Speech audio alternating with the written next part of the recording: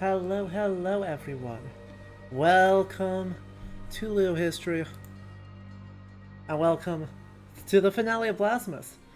Lonely Spaceport Terralingua, my name is you, Kyra. It is good to see you all. To everyone else who is lurking, it is good to see you too. How are we all doing today? I am super duper excited here, because we're gonna actually punch the Pope in the face, and it's gonna be significantly easier than it was last time. It turns out, if you actually collect all the collectibles, fights are going to be hopefully more doable.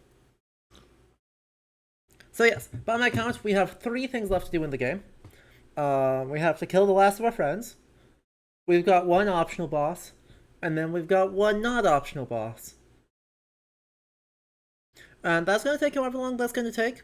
And then we're going to transition into sort of a wrap-up, spend some quality time doing everyone's favorite thing, sitting in a Google Doc, listening to good tunes, and typing. Whew. Good to see you. Completely understand the being so tired. Also, first day of college semester. That's early. But good. Can we pull a Hussite and yeet them out of the window? Unfortunately, I don't think so, on the grounds that they are significantly larger than the windows and also can teleport. But we can try. I mean, it is a fun heresy. We've got good options. No, I think the answer is to just drop giant laser beams on them. I think the answer is that we're just going to drop giant laser beams on all of our enemies, and that'll just work. But yeah, I did a bunch of off-camera work to get all of the remaining details, things, stuff. So I have all of the flasks, I have all of the rosary beads, and I have all of the dungeons done. So that pretty much just leaves us with beating the game. So what do you say we get into it? Hello, this dude. So, if you're just tuning in, welcome to Ludo History. As always, my name's Adam. We are finishing up Blasphemous today. We're gonna kill the Pope. And I'm sure that's gonna have no negative repercussions for anybody in this world. Yep. So, if you enjoy this, we do a super wide variety of historical games. I am a professional public historian, so we bring those skills to all sorts of games and media. So if you like this, make sure you hit that follow button for all of the stuff coming up this week, which you can just check the schedule page on this page to see what's coming up. We've got AC Black Flag, and then we've got Stray Gods later this week, which is going to be loads of fun. So, you don't want to miss those. If you want to support the channel, though, either consider subscribing here on Twitch, because Prime subs, gifted subs, regular subs, cheered bits, all that jazz, go right back into the channel, or you can head over to patreon.com/LudoHistory in order to support the channel for as little as $2 a month, including some extra perks, some of which are going to be going live, hopefully this week. Yay! Keenal, it's good to see you. So yeah, what do you say we hop into it and punch the Pope in the face with Blasphemous? It's a super theocratic society. What's the worst thing that can happen after the Pope dies? Truly. Oh yeah, by the way, did you know, one of my big complaints in this game has been that the warp points have not been super duper helpful. Turns out, if you are good and helpful and help the town by giving sufficient tithes, you gain the ability to warp between any, say, create Dio. You can just teleport. Turns out we were being insufficiently good at our jobs. And helpful, and yeah. That's my bad. I thought I was doing okay on tithes. We were not doing okay on tithes. So, as I said, we have 3 things to do. Thing 1. I wonder how our friend with the body horror is going. Content warning. The body horror.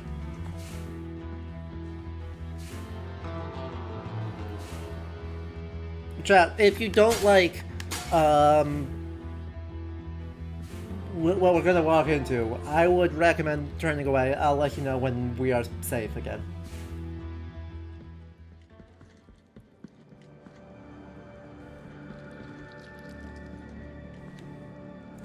I have great news for you. Well, this is bad, but not as bad as I was expecting.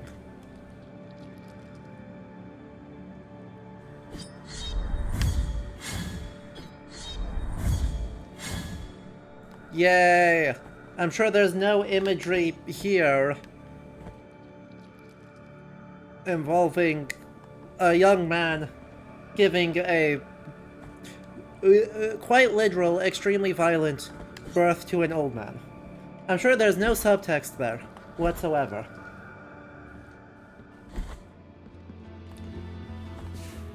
By the power of mercury poisoning, a young man just gave birth to an old man. Did it just wiggle? Yes. Yes, the old man is alive.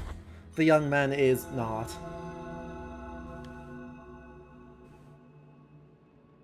So, that's terrible.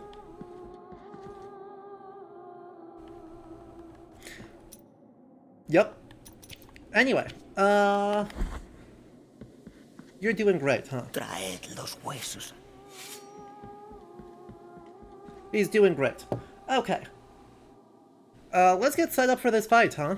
Because this fight, has no breaks. So, we have 7 things available. Let's figure out our good setup, huh? That one's not helpful. That one's not helpful. That one's not helpful. That one might be helpful. And then toe. And then another toe. Okay. We are missing 7 bones, this dude. And a few more, rosary beads. Let's see. Slightly increases defenses, probably not helpful. Tears of Atonement when destroying objects, definitely not helpful. Protection against lightning, maybe helpful. Reduces dodging cooldown, definitely helpful. Accelerating the use of prayers might be helpful. Protection from magic, that's probably helpful. Recovery time, not helpful. Some protection against flames, we've got better. Executions weren't helpful, we already can see her health. Increases defenses, potentially helpful. Destroying objects, not helpful. Toxins, not helpful. Extra bounciness. Increases the power of prayers, potentially helpful. More fervor, potentially helpful. More health, usually helpful. Extra heals. We'll see if that helps me.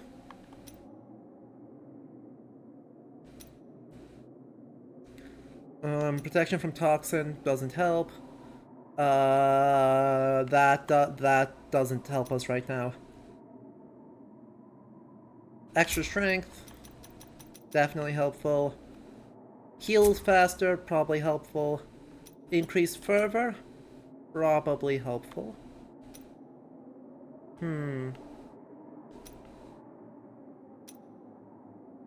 The remains of miniature wooden cart worn by an apprentice who was separated from his master in a terrible accident. The standard mortar that enveloped him drowned out his cries, preserving his pleas for help in a freakish echo that now permeates these walls with clarity. This amulet is now imbued with the portal adds longing for release, increasing movement speed. Yep. And engage Engagement rank forward 9 and blackened from the many times it was cast into the flames. The teeth of 3 jaws lovingly form its miniature crown-like shape. The combination of spite and desire lends it power, increasing the fervor generated by attacks. That's very helpful. Protection against fire might be helpful. We're just gonna do a generic elemental defense though. And then we'll go faster prayers. Where's faster prayers?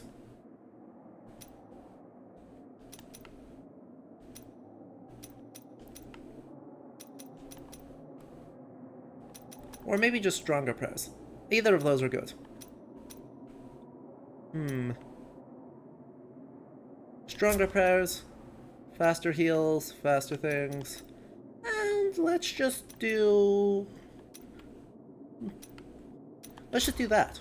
Just more health. Die less fast. We've currently got... I need to switch that. That would have been very bad to walk into, huh? I nearly did something very stupid.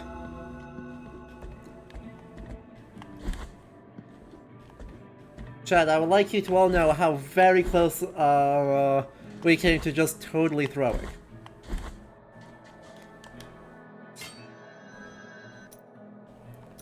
Heart of the Holy Forge. Sword Core blessed with fervent prayers can be inserted into Mea Culpa, increases the Tears of Atonement reap, but prevents the use of bile flasks. Going into a boss fight.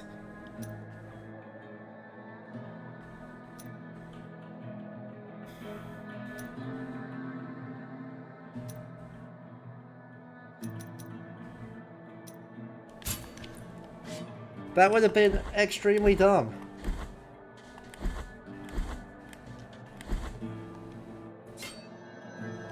Let's try that again. And what prayer do I want right now? I think I want the Zaraband of the Safe Haven.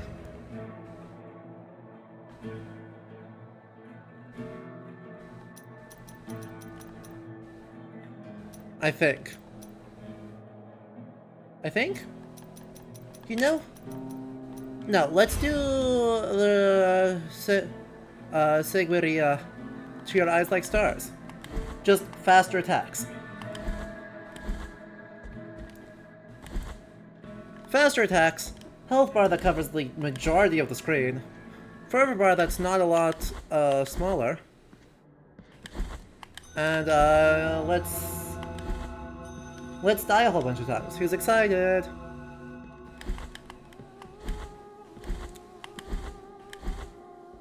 By the way, this boss is, for our record, completely optional right now.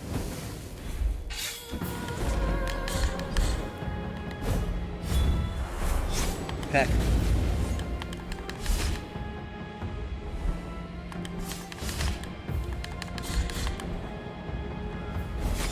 I blocked that, thank you. Well, that's going just great.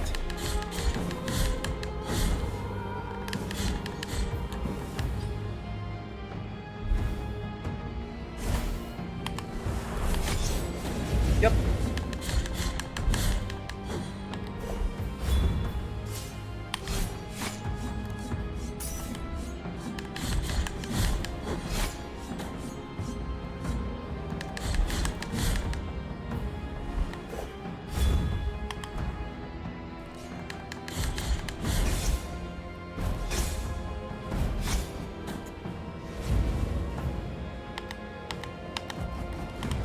Hello? Okay. Ow. I did great until I didn't.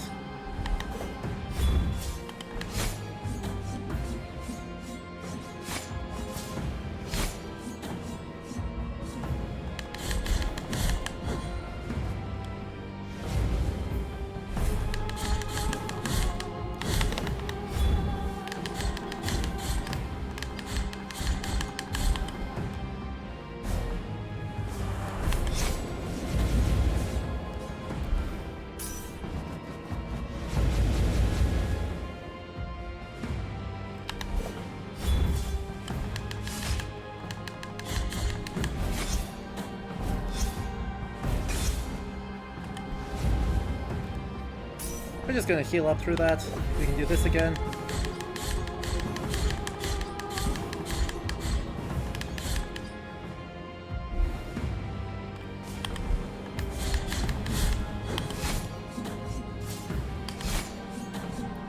Cool.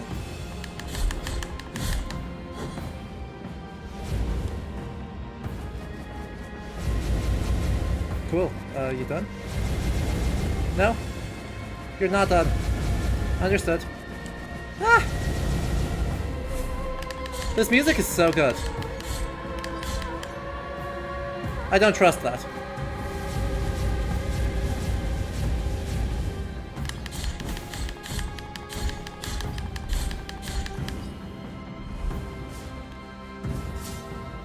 Oh god, that was that one. That was that one. Ah! Song, gameplay, true. Well, that went beautifully.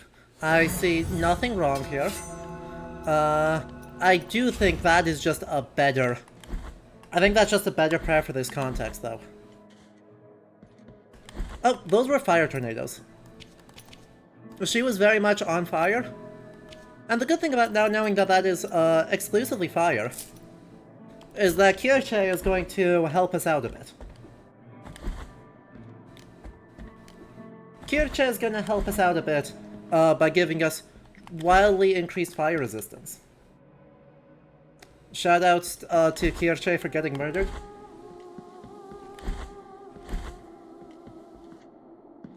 This is a great fight. Let me be clear, this is a phenomenal boss fight.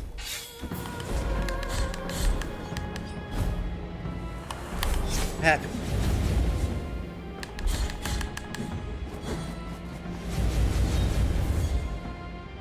I suppose you're gonna spawn right in front of me, huh? Nope. That's a zero. That's a... Oh, come on.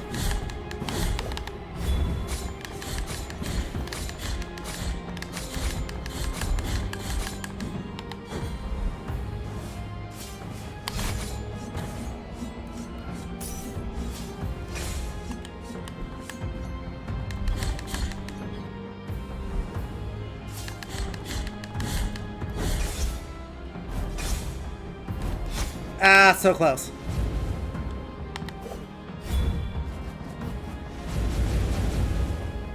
Damn it, I assumed she was going to do something useful. Ah, crap.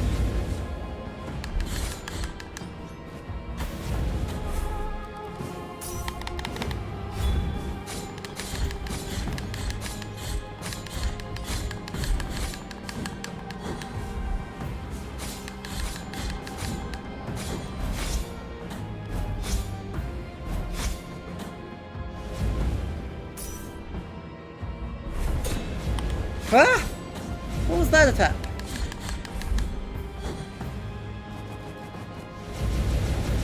Like, excuse me.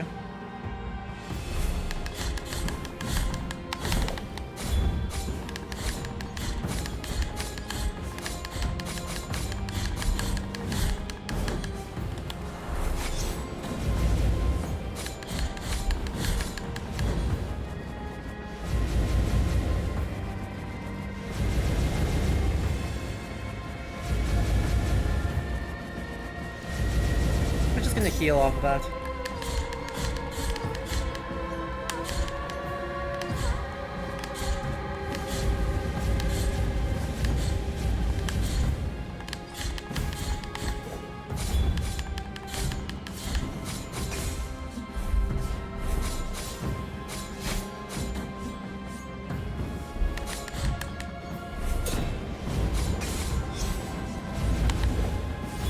We'll do this.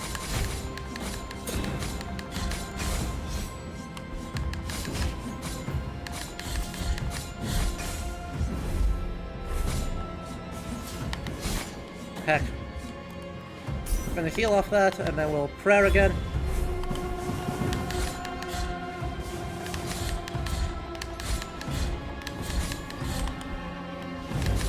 Got her.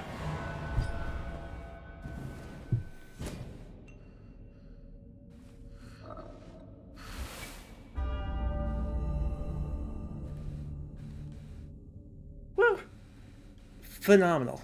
New aspect available in the main menu. Chantress of the Dead. We also got the severed right eye of the traitor. An eyeball of solid gold that draw the sight of Isidora, the singer of the dead. Content to an eternity of deep-rooted darkness, the melted faith of the traitor was also robbed of his eyes, for he had seen too much.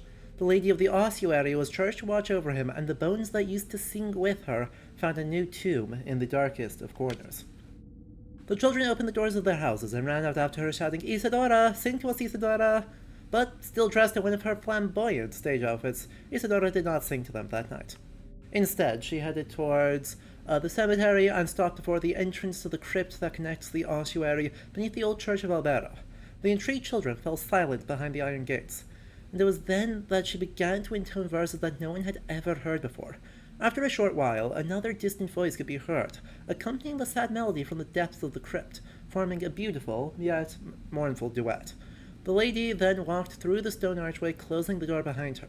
As her voice faded into the distance, more and more voices joined with her, as if a great choir of dozens was awaiting her at the bottom of the steps.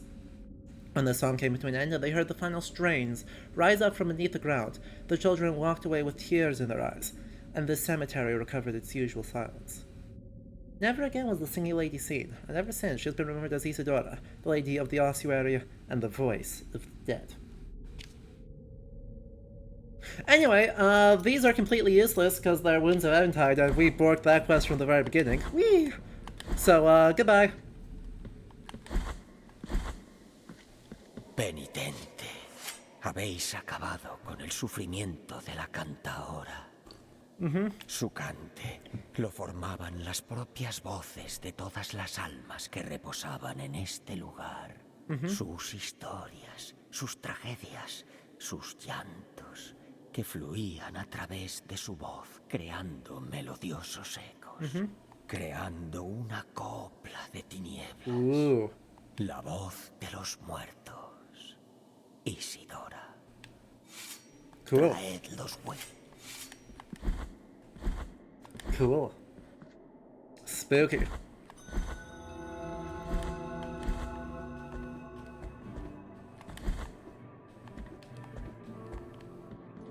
Compungido corazón sea.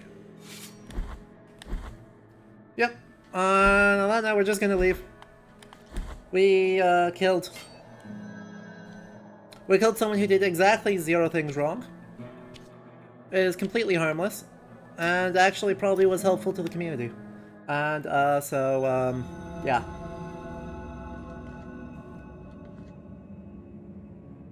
She was the lore hacks for dead people. Have we talked about that name yet? It doesn't ring a bell for me, but maybe it's some reference. You know, let's find out. We have the power.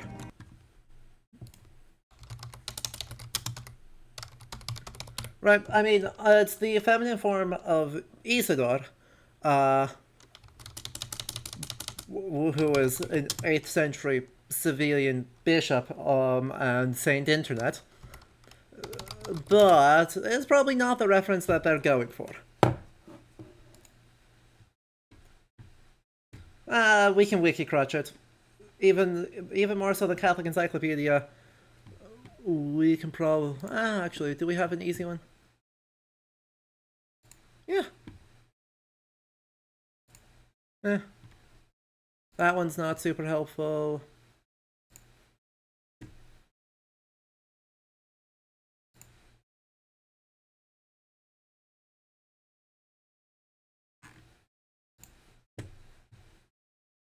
Oh.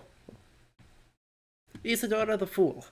Which is a whole genre of people. Right. This is a very strange movement, where Fool is, clinical insanity? It's very strange. By all accounts, Isidora maintained a pattern of erratic behavior, of which the other assistants of the monastery considered her insane or possessed. Palladius writes that Isidora feigned madness and possession by a demon, though no examples of her behavior are provided. Tragic.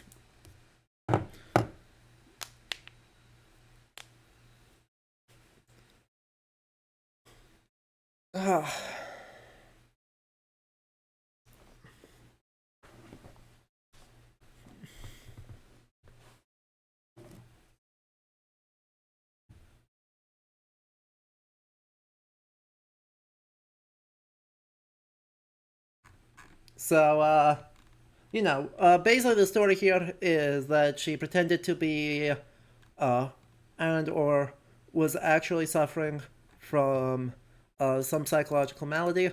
Palladius claims it was feigned, and then she met a different saint, and that is most.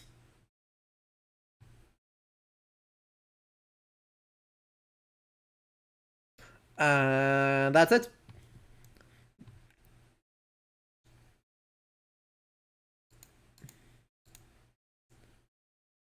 You that Yep, that's the sum total of things. So this saint at least has very little to do with the Isidora that we have that we see in the game, and I don't think is actually a reference.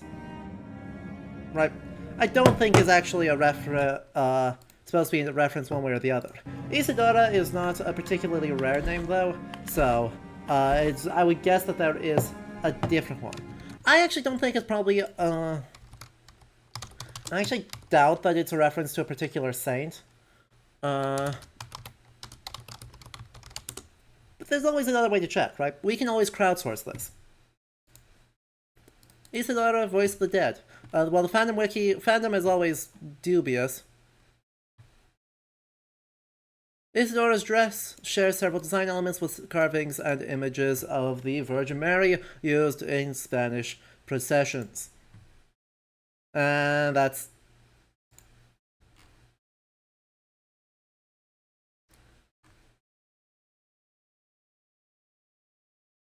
Yep. That's all the trivia we have. So in terms of the visual iconography, right? Well, let's pull up that, and then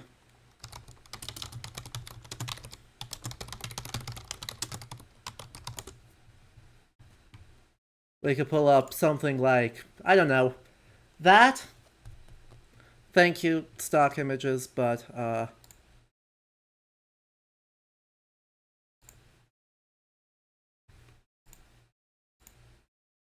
well, apart from this one being tiny,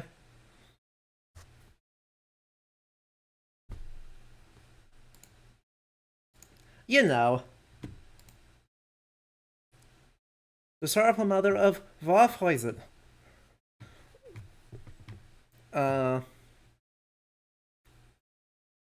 Yeah, it is helpful.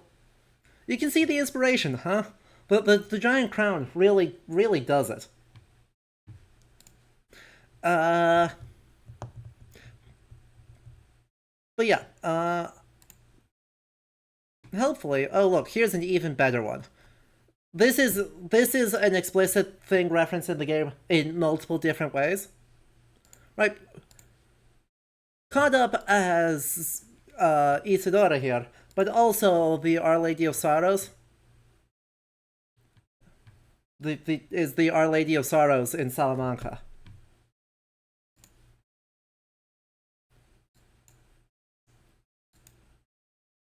The prophecy, the flight, the loss of the child Jesus, the Via Dolorosa, the crucifixion, the descent, and the burial.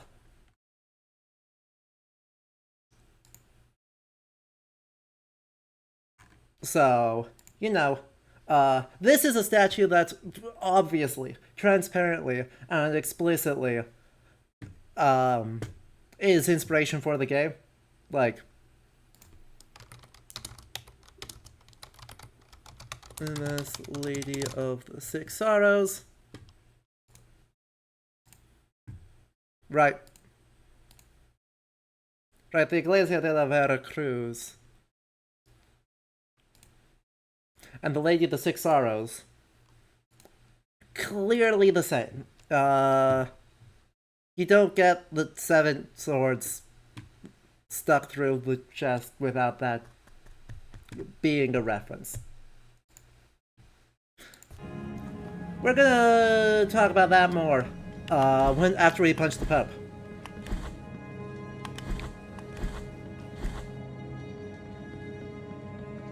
Cause yeah, it's that time. We have done 2 of the 3 things that we needed to do. The last thing we need to do is punch the Pope. You thought it was a tarot card reference at first, DBH? There may be design elements that are similar to tarot cards, but the San Iglesia de la Vera Cruz, with the 7 swords arrayed like that, pretty clearly is having some inspiration here. Now, we could use the Zarabanda of the Safe Haven. We're actually not going to this time. We're going to try something else. We're going to use the Debla of the Lights, also called orbital strike lasers.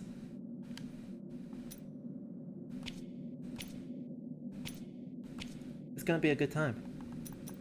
And instead of this, we're going to use this. Isn't there already a lot of Christian symbolism in tarot? Well, yeah. Yeah. They are a Christian play card deck. They emerge as just like playing cards in medieval Europe. Unfortunately, Hino, we killed the Shara extra instantly. We didn't discover her Perpetua's tomb until much too late. Much too late. I have strong feelings about this, because this is... Wounds of Eventide has some capital Q quest design. And so, I'm going to be complaining about this. Deja que se duelan y en procesión marchen. Okay. Por siempre os maldigo en el nombre. Por siempre os bendigo en la muerte. Or, and hear me out here.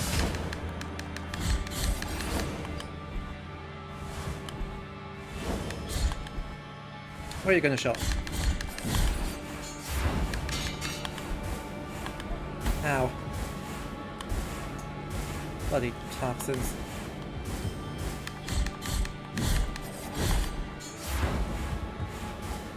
Not fireballs. Oh no. Anything but fireballs.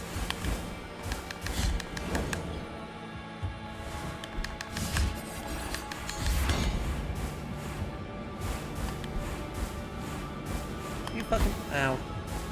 You stop. You stop. Thank you. Don't laser beam me. And then a guy made up a bunch of stuff. That happens, yep.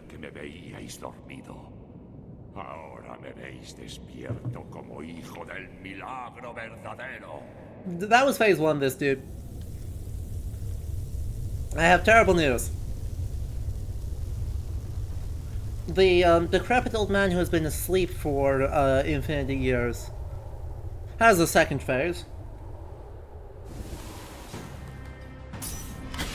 Ow.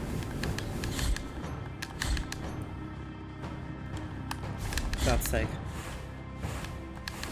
Are you going to get over here? Every bloody time. Stop running away from me. You're not welcome to run away from me. God damn it. Could you stop?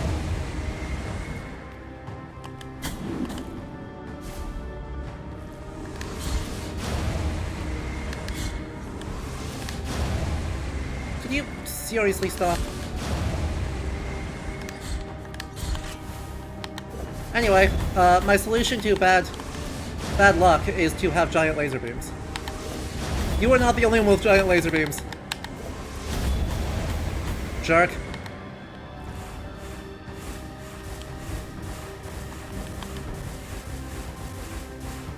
We're gonna 2-cycle God now. We're gonna 2-cycle the Pope.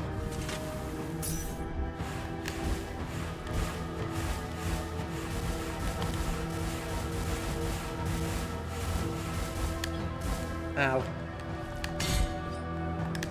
Could you not? Fucking... Could you not?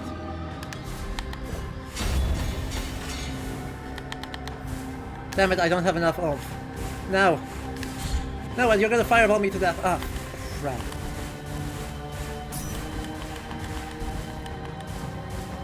Every time.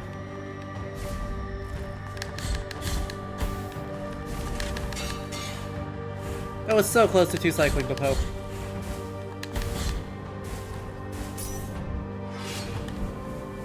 So instead we're going to 3-cycle the poke.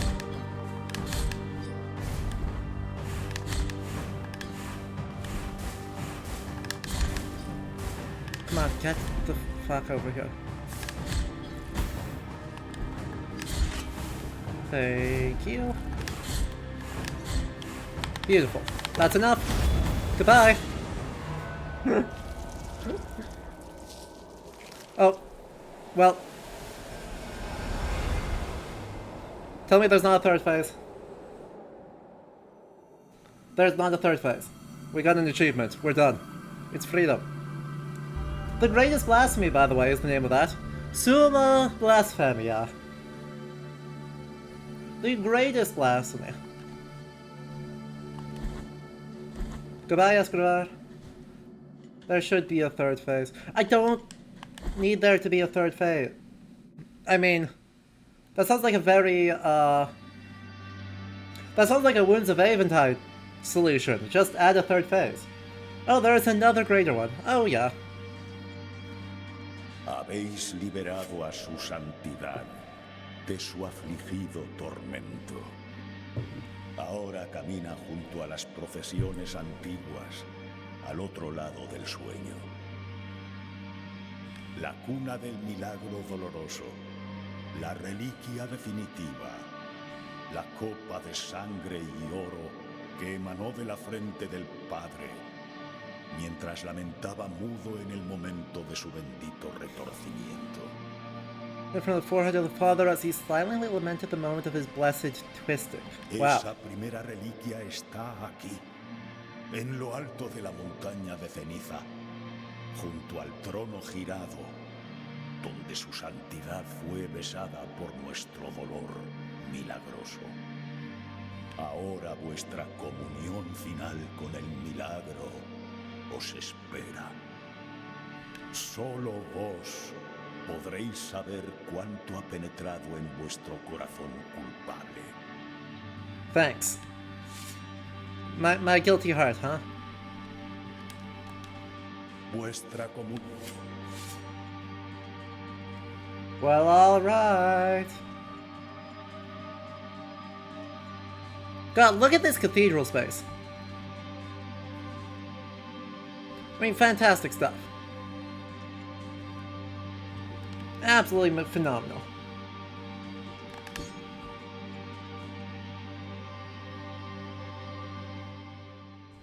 Anyway, the Path of the Believer. Unlock ending A.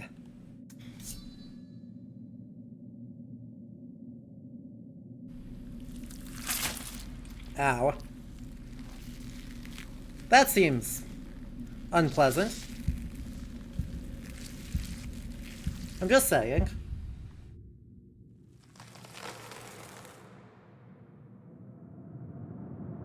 We did turn ourselves into a tree, huh?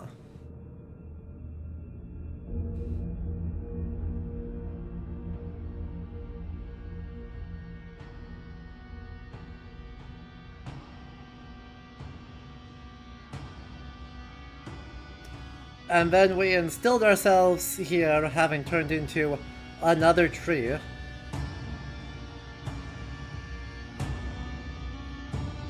And we get a scene straight out of a Francesco Goya painting.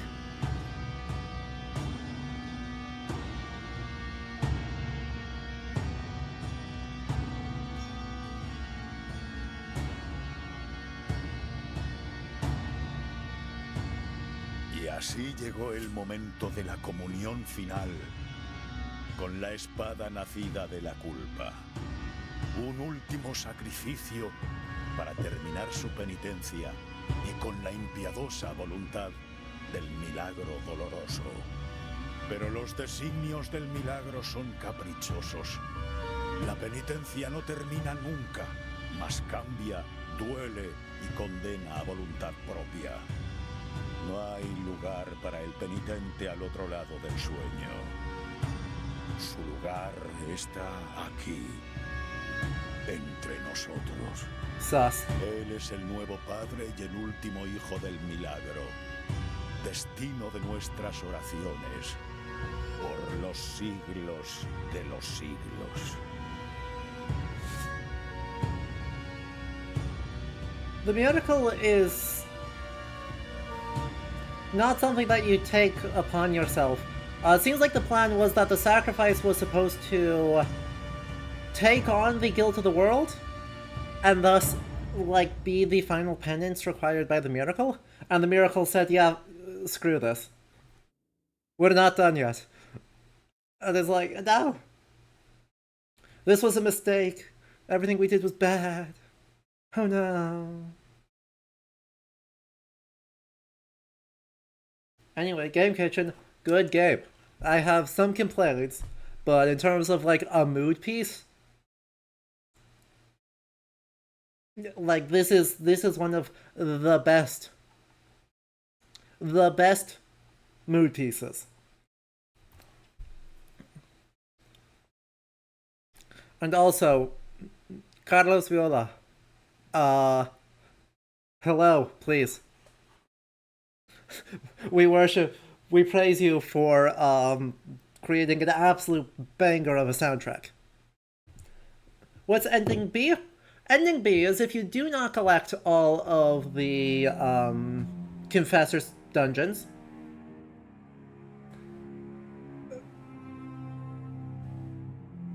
in which case you attempt to walk up to the throne, and then you just get fucking annihilated.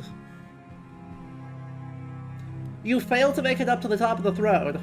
It says, nah, you're not guilty enough, and just evaporates you.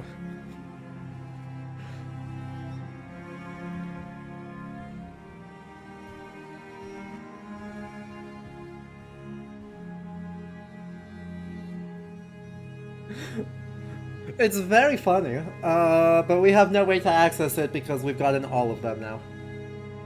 Yeah, no, it's bonkers.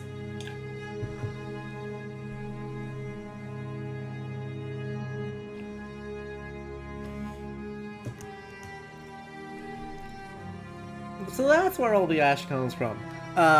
Presumably that's from the initial, like, burst of the miracle, the burning tree, which we want unsubtle references. Yeah, that.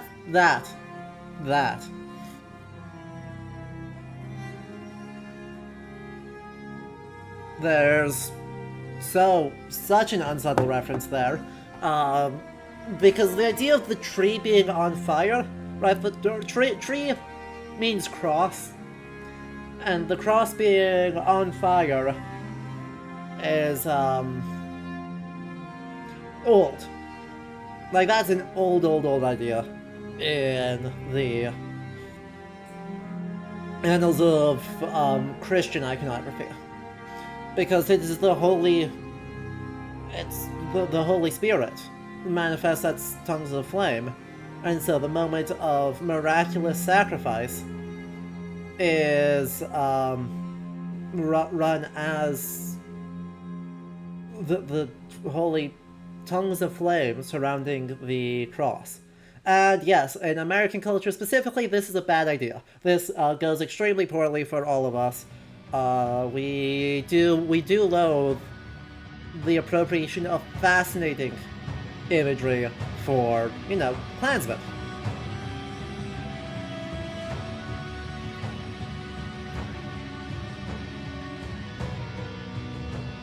But, you know,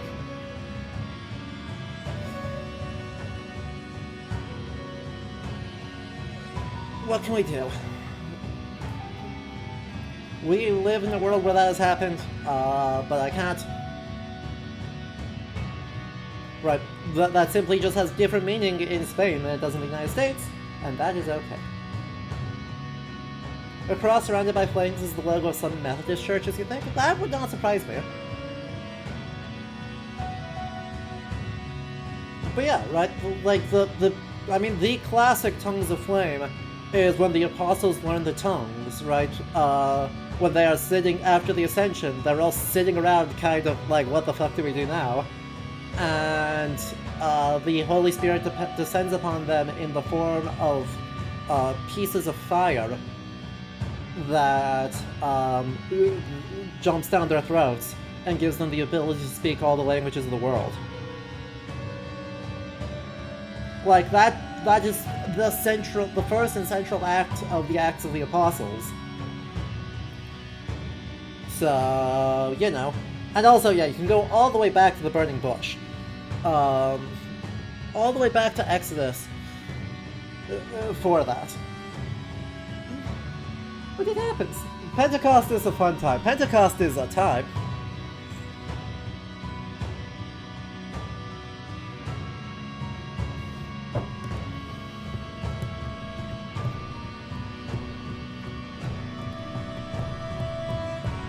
God, I love this soundtrack, by the way. Just I want to take extra time to appreciate this soundtrack. Because I think it's using Spanish bagpipes. And that's just a sick choice. I can't tell if that's a string drone, or if that's a bagpipe drone. I'm hoping it's a bagpipe drone, because that rules.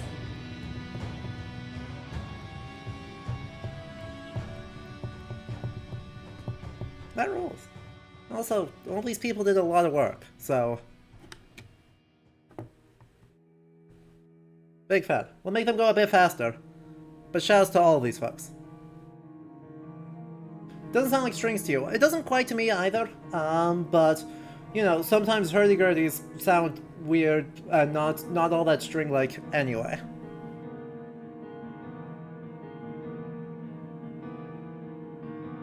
Oh yeah, also, shouts to Bloodstained for giving us horrible platforming challenges in a different game.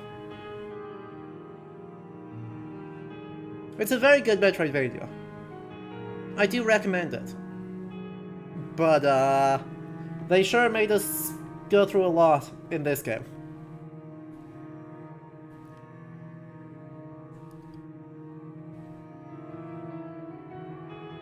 Anyway, 10,000 Kickstarter backers, including our biggest, fanciest ones. Yay! Oh. That's a lot of... Whee! That's a lot of people, huh? That's a lot of people. Oh no, they're only in the Bs. Anime Girl platforming challenges were it was just too much. It was just too much. And the reward was not worth it. It will give us a new outfit, which is pretty cool. At least the backers aren't saying,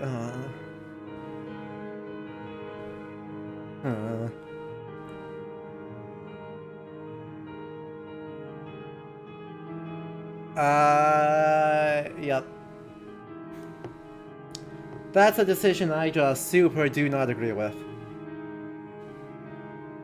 Wow, that just truly keeps on going, huh?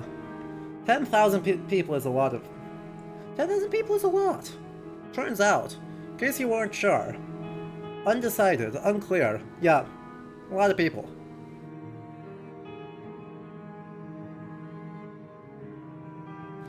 Sheesh.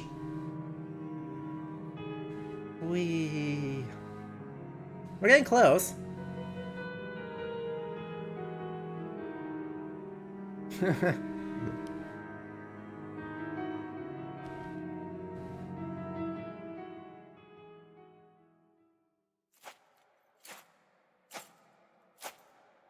Y así se borre vuestro nombre bajo los cielos. Oops.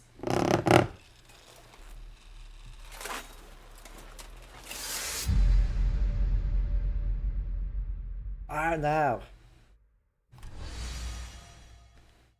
Aspect unlocked. Son of the Miracle. Aspect unlocked. True Apostasy.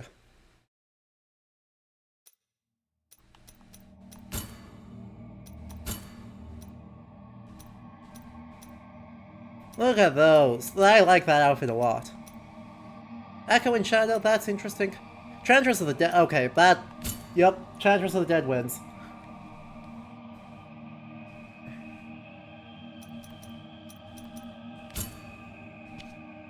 Ah yes, the Wounds of Eventide, the regular one, Stir of Dawn, Strife from Ruin, and the Wounds of Eventide. All of the DLCs. Each of these have different things. This one actually, Stir of Dawn, is exclusively New Game Plus. So, you know, that's exciting.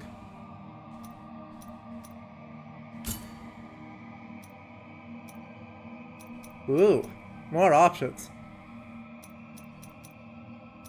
You're able to do different challenges. That's exciting. But that looks like it's a problem for, Oh yeah. Also, Ascend. Elevate your save game to true tournament mode, starting your journey from the beginning by keeping hold of equipment and upgrades. In this mode, the Penitent One's pilgrimage is considerably more dangerous, but as the Altar of Penitence is unlocked. Custodia hides secrets that will only be revealed to those who walk this path. Steel Soul mode. Not quite. But no, we shall not ascend yet or explore all that. If we have time at the end, we might. But first, I think we need to do some wrap-up stuff. But before we're able to do some wrap-up stuff, I think it's time for our first ad break, because we do these approximately every hour, just for my sanity, and so I can continue to get cold drinks. Ascend with Gorb. Ascend with Gorb. Gorb. Gorb. But yeah, we take ad breaks so I can continue to get cold drinks and maintain not being super unhappy and unpleasant, and hopefully prevent you all from getting ads in the middle of our history content. So, we'll be back in just 3 minutes. I shall leave you with something more pleasant than, you know, this. I shall leave you with the soundtrack, which will then shall run through most of the rest of it. I shall also leave you all with some snails. You know, as we do. So, we'll be back very shortly, do not go anywhere, and then we're going to transition into our summary wrap-up, thoughts, rants, Wounds of Eventide complaints, etc. Alright, so don't go anywhere. Enjoy these ads.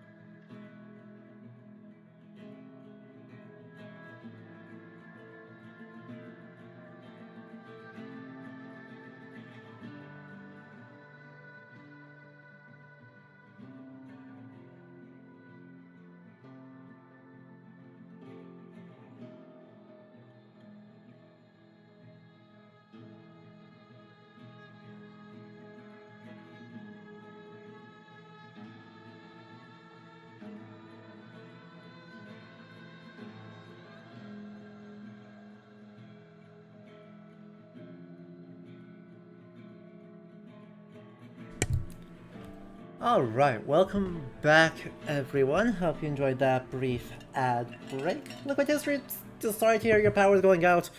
It be like that sometimes, but we're happy to have you here when you can make it. So, if you're just tuning in, we just finished, we just rolled credits on Blasphemous, and so now we're going to transition into doing some good analysis, just summing up the history, summing up some of the stuff we're seeing, and trying to put together something vaguely coherent. We love to see it. So we're going to leave this running. We might be hopping back into the game at various points to check stuff out, or to, in my case, complain about some quest design, but in the meantime, we've got your favorite thing, a Google Doc. So, if you do enjoy this sort of analysis, of course, make sure you follow and consider subscribing to help support the channel, or head over to patreon.com/LitoHistory, where for as little as $2 a month, you can help make sure these projects keep happening and that we're able to keep doing more and more ambitious stuff. Truly, Google Doc is the greatest. I don't fully understand why Google Docs are this channel's favorite thing, but you all seem to genuinely enjoy them, so I am happy to keep obliging. Blasphemous concluding thoughts. So, we've got a whole bunch of angles of history to talk about. Alright. Aesthetics. You know, let's actually try and get some of these into various heading forms. An actual organized doc? How dare we? Aesthetics. Narrative. Mechanics. Right. Overall, three main pillars. Right. Our aesthetics, our story, and our what we can actually do.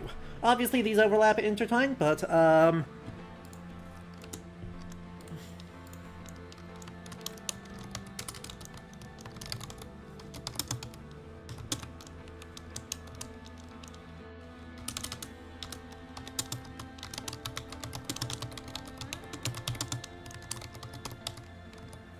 we're a crowd of professional and amateur academics, what else do you expect? That's fair. So, right, overall, actually, you know, let's add a fourth one here.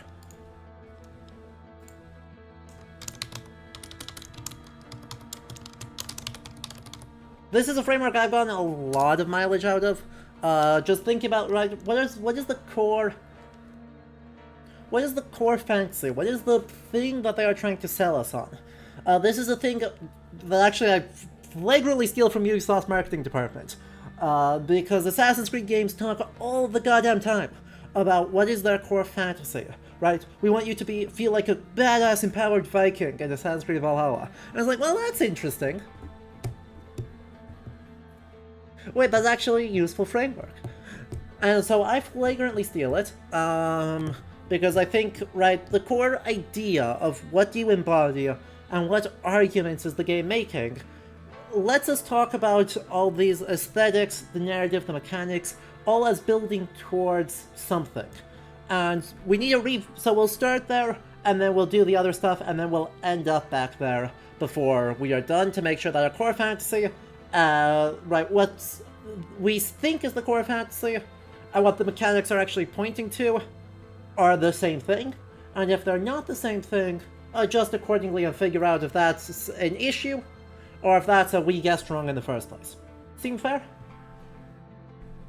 So, overall, my core fantasy.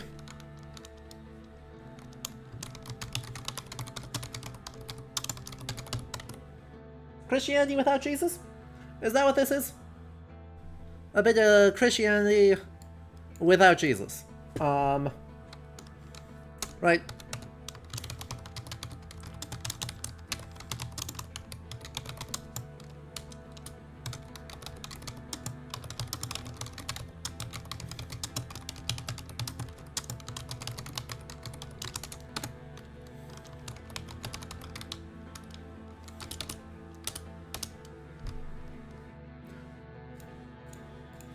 But right, honestly, I think that is more accurate, right? The celebration of Spanish folklore and material culture focused on religious history and Christianity. But there is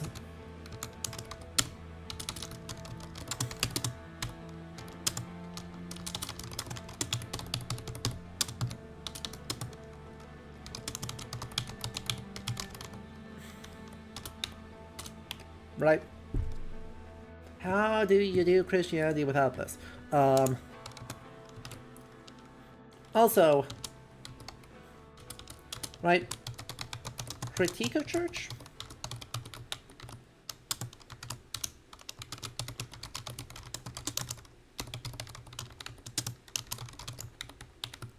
Right, there's lots of angles you can go with this.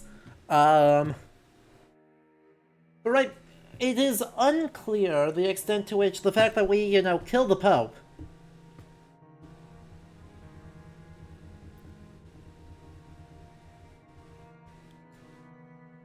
The fact that we killed the Pope usually lends itself towards a critique of the institution of the church. But,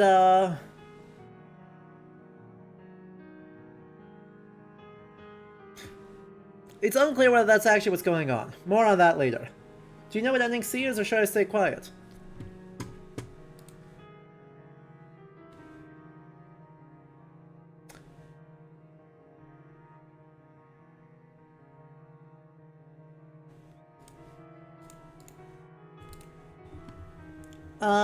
This dude, we're gonna come back to that, because I think that falls into the narrative.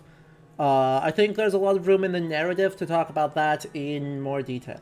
So, I think there's a lot to think about regarding, guilt, punishment. But lack of grace, I think, is an odd sentence in here. So we're gonna come back to that in more detail. Firstly, aesthetics. Right. We need to create a couple of subheadings here.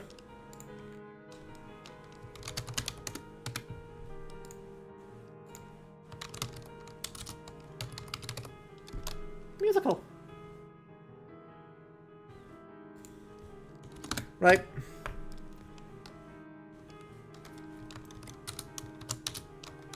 It should have the name, but it's a core aesthetic of pain and punishment as an art form in religious expressions. Absolutely. Right, so we're going to throw out some names that we saw, right? I mean, we saw Spanish Baroque architecture. We saw Francisco Goya. We see aesthetics of, like, dark fantasy.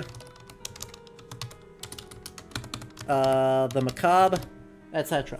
And in particular, I want to once again highlight Goya as being, particularly relevant.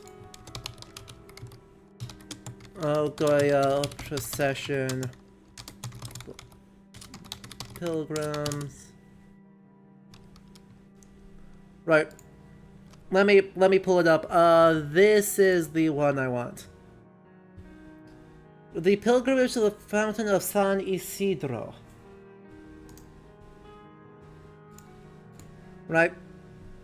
Compare this to the ending cutscene that we just saw before the break. Right? If instead of just a random thing here, you actually see the, oh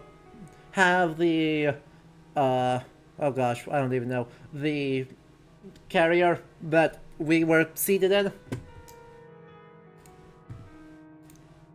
In fact, you can see, right, in the procession of flagellants, you can actually see effectively the same thing, just less elaborated. Right? So if you mush these two together, this is the final cutscene of the ending we saw. Like, it's not even... like... it's not a maybe here. It's just that is literally... like... there it is.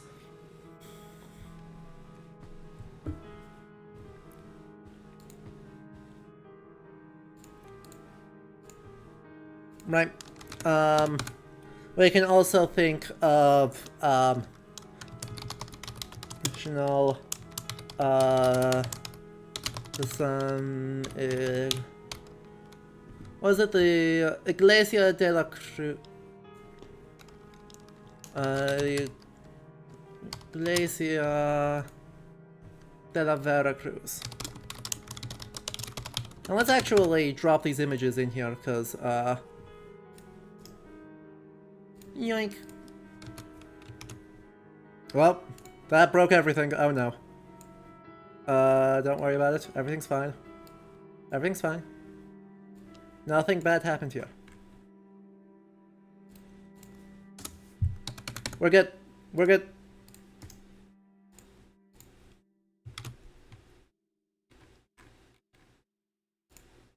Okay, we're maybe not good yet. We're working towards being good. So there's the... We're gonna... comment. This is the... Peregrinación a la Fuente de San Isidro.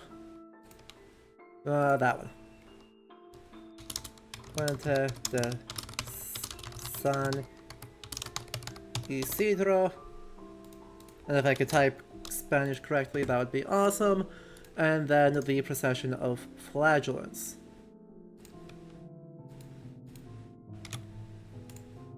Yes, yes, yes. Why is that one not centered? Come on. That's annoying. Oh well. We'll leave it scuffed. We'll leave it scuffed.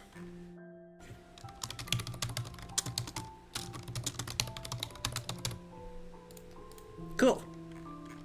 Right.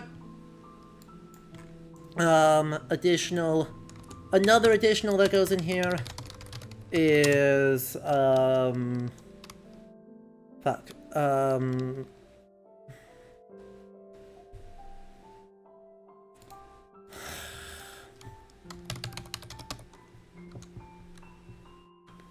there it is, said let's.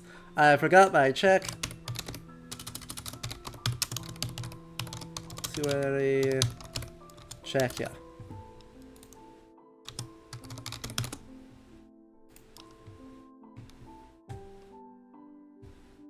Creepy bone church, blah blah blah. Yeah. I know people from Kutnahora. I really shouldn't have forgotten it there. But that's fine. So, we get a couple of points here, right? We get, we can also look at the Sorrowful Mother of Wafhuizen, which, while it's obviously not in Spain, is mostly... Do you have these docs available on your Discord? I do not, but stay tuned for news on that. I have plans for them. Plans that should come to fruition either this week or next week. So they're not going to be just publicly available, but I am using these to structure other projects which are going to come out real soon. So stay tuned.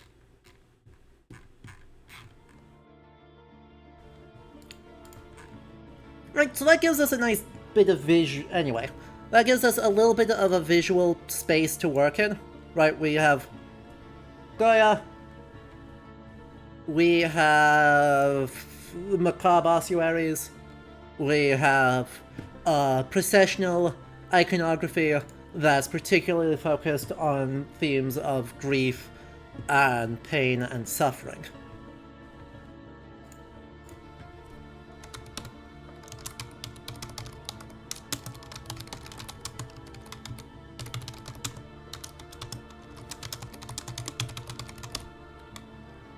Yeah, let's actually change traditional to folk.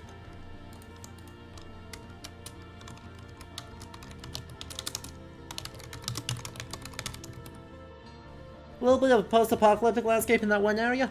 True. Yeah, let me add the landscapes here.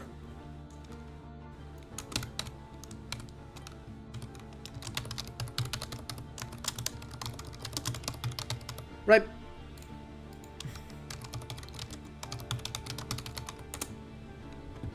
The Sierra Nevada in Spain are just 100%, though these are all very beautiful images of it. but like...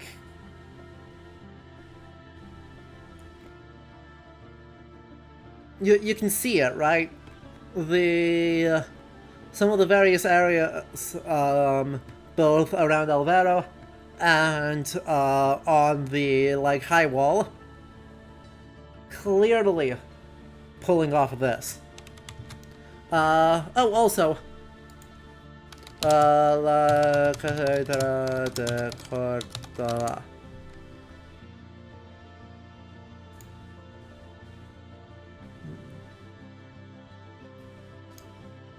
Yoink.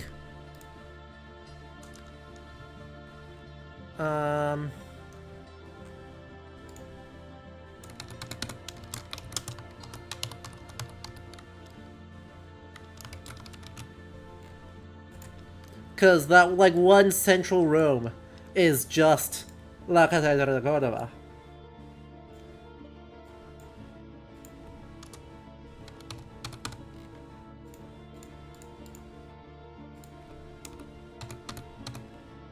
There we are, that'll let us.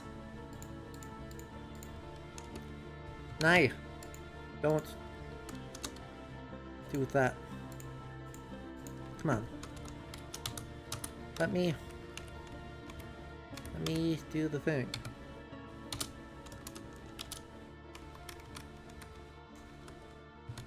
There we go. Now they're nice. Yes, we're going to see... We're going to get to all of that too. The hat, Goya switches flight, yeah.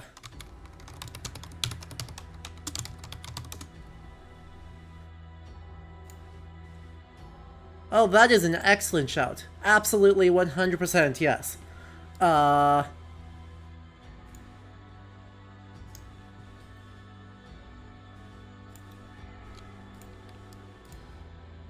there. The Lady of the Six Sorrows. I mean, we actually have the Lady of the Six Sorrows still up. Come on, load. No? Fine, good enough. Right, like that is not subtly the same. That's just... it's turned 90 degrees. And it is 100% the same.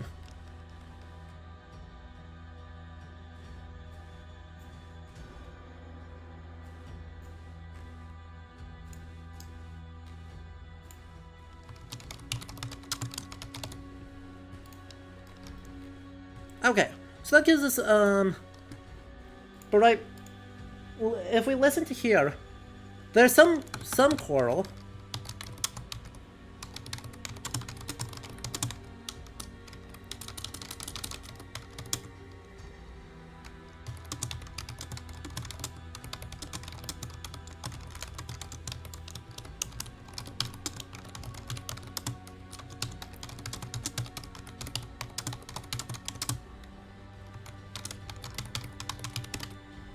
Right? Chat, do we agree on this, listening to what's playing right now? That we have... This is choral, you can hear voices, but this is not church music.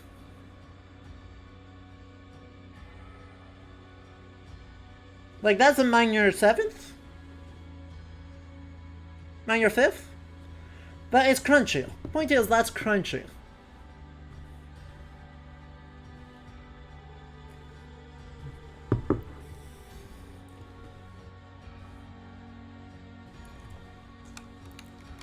So, I think the core language I'm hearing, or the core term that I'm hearing here is folk.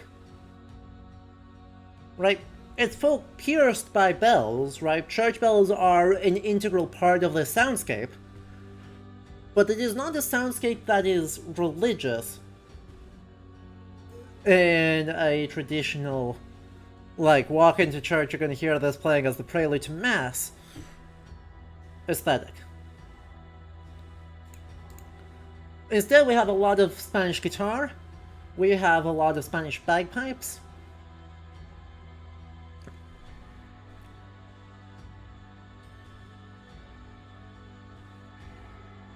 and we have a lot of dissonance.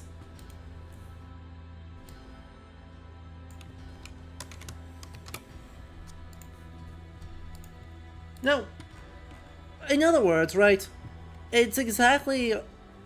It's a soundscape that I think owes more to dark fantasy. Right, it's a Spanish dark fantasy soundtrack. Much more than anything else. Right? Let's see if I can get a good comparison here.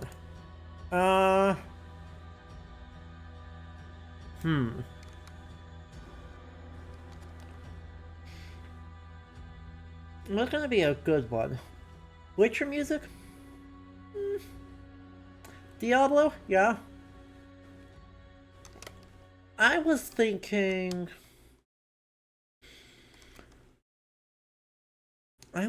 Taurus Demon. Or maybe let's see if Capra Demon helps us out here. Let's see if this helps us out.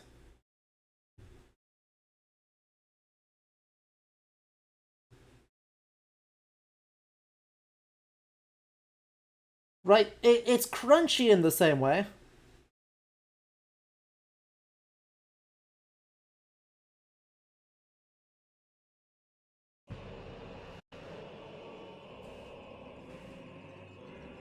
You're not hearing that music? How? What? That makes no sense to me. Alright,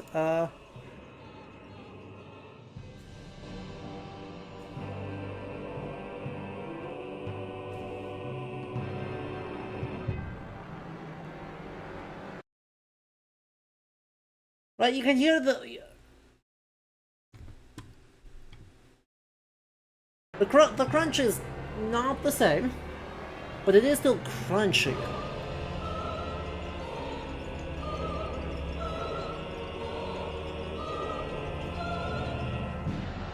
Some songs from Binding of Isaac, I think that's also a fantastic comparison point. But let's pull this back up.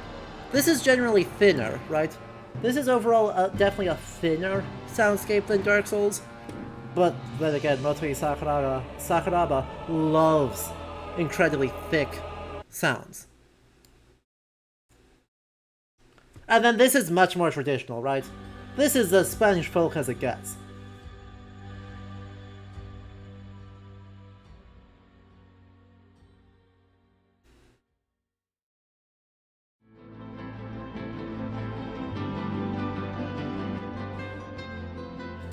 The music still, yeah, there's something going on.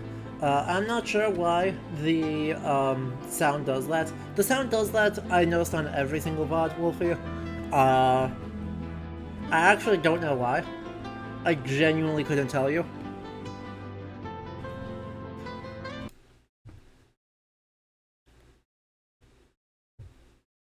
Like, it lines up on my end.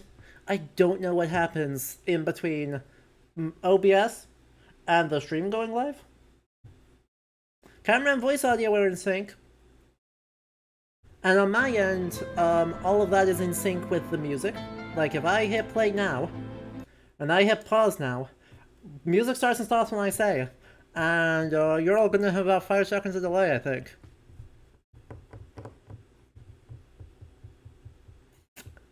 It's a mystery.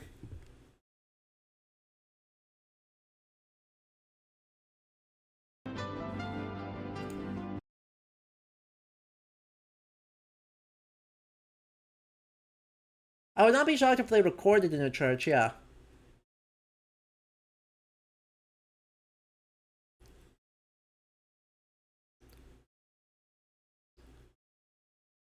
Yeah, listen to Ten Piedad, because that's just Capra Demon, right? Ten Piedad is Capra Demon. Let's see.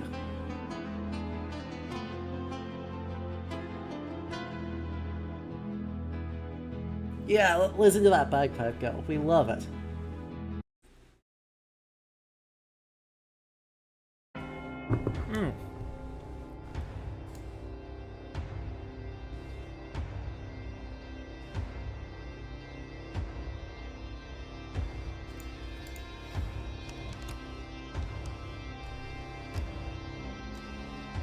Like, that's just good.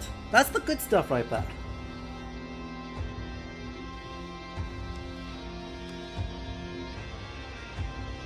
I mean, you don't have to record in a church for that.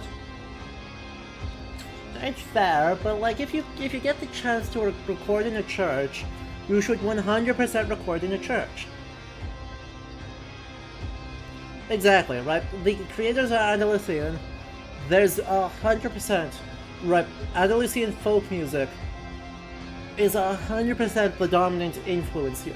And I mean, that persists into northern Morocco, which is where I've literally like I once spent a night with I speak no Spanish or little Arabic and less Spanish, and the guy spoke almost exclusively Arabic and Spanish. Yet we spent a night just jamming. And there's a lot of the same like musical flair in northern Moroccan guitar and southern Spanish guitar. That should surprise zero people. Should surprise zero people because of colonialism, not because of medieval history, but you know, God, soundtrack rules.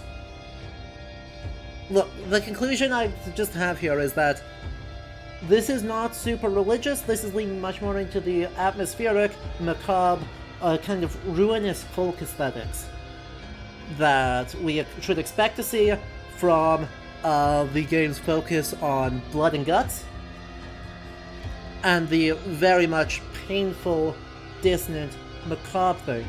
Folk metal? There's definitely some metal in there. I think that's just a feature of like,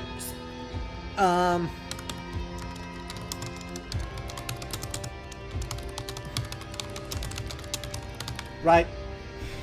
That's a thing of its genre. Castlevania has a metal soundtrack, right? It didn't do more like some of the first ones to just go full metal on their soundtracks. And Dark Souls, Motoi Sakuraba is a metal musician, first and foremost. Like, in terms of one person having just an outsized influence on an entire genre's musical identity, Sakuraba puts in a good show here.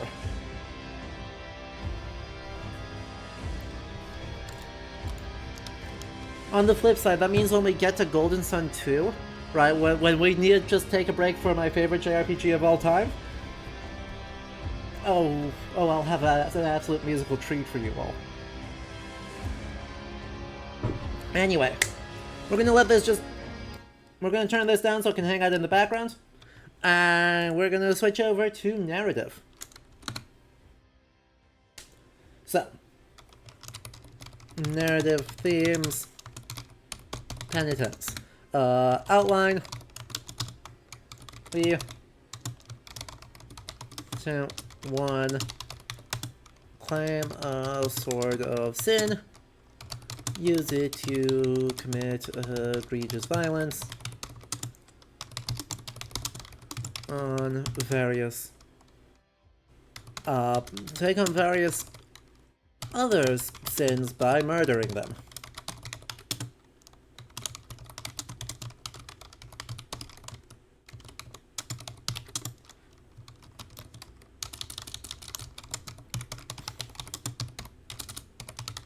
Cover a lot of hidden and forbidden knowledge before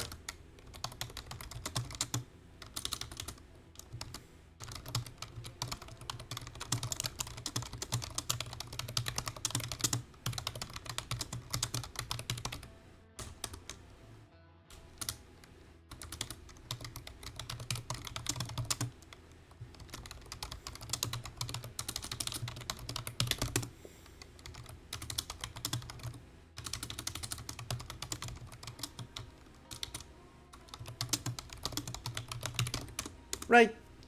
Simple enough outline. Mostly we're in the business of killing people. And killing people is phrased as good. Subplots. We help the medical order gather herbs to help save the folk of Alberto. We help heretics and murderers be properly reburied. We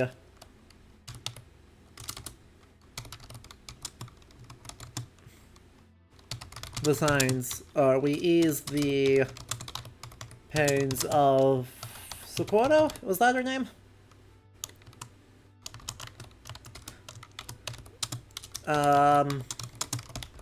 Out various other pilgrim orders, and everyone dies.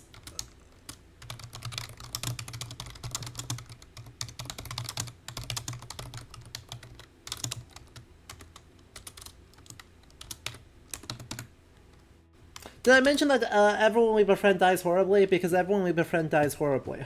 You know, our helper of the right, the pilgrim of the bowed head, who we help out like 5 times. Yeah, he walks behind the statue of the founder of his order and just falls over and dies. Our friend with the quicksilver gives birth and dies. The ghost who's giving us rosary beads, after she ties her last rosary knot, her fire, right, her ghostly blue flame goes out and she just dies.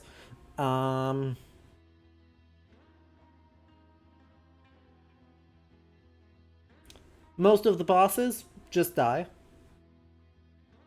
The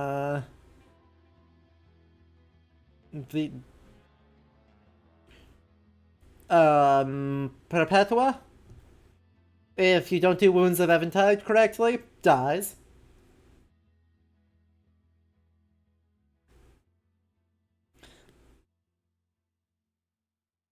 Yeah, basically everyone who helps us out just dies. Bone Man gets buried by Ash eventually. I assume. I assume if you find them all, he's going to get totally buried by Ash and die.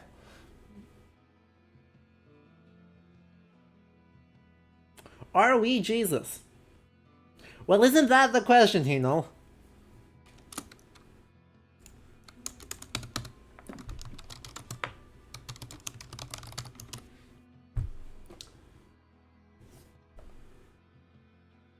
Right? Theoretically, we set out to completely uproot the current order up to the point and then establish a new covenant in its place.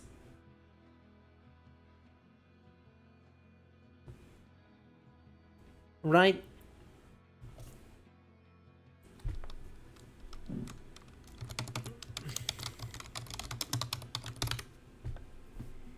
Definitely maybe on this one. I'm going to leave this one as a definitely maybe. Because we could also look at this as we are a heresiarch, right?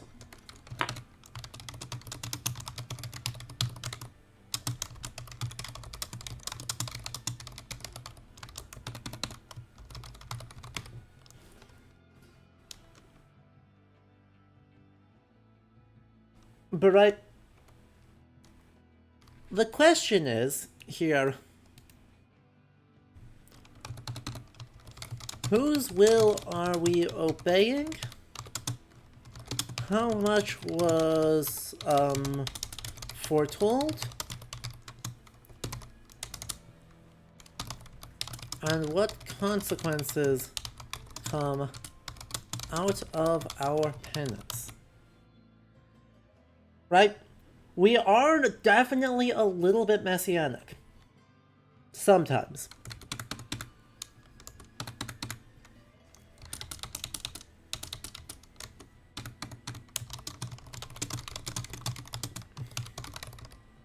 I think some of this actually...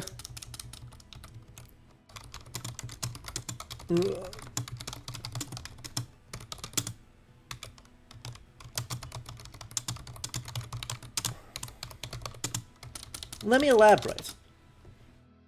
Right, some of this depends on how many tithes you give, which is basically, right, the more side quests you're completing, the more you're helping people, and the more you're basically performing good, charitable, virtuous acts, the deeper the meaning of that penance becomes, and the more understandable your following is.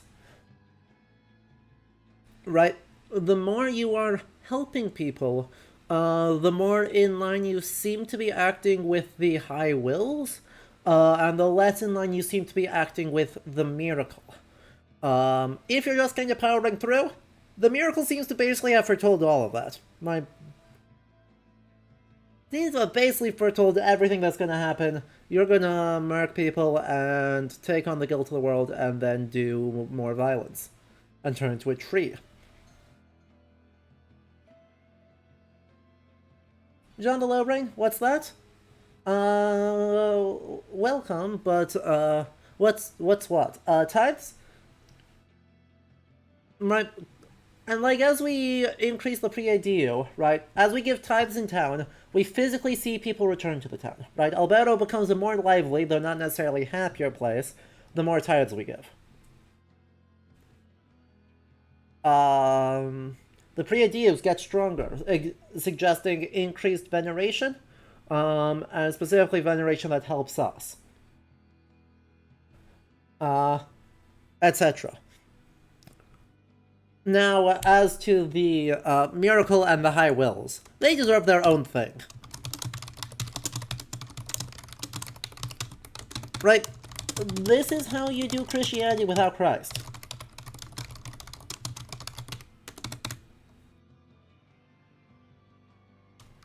Right? The miracle...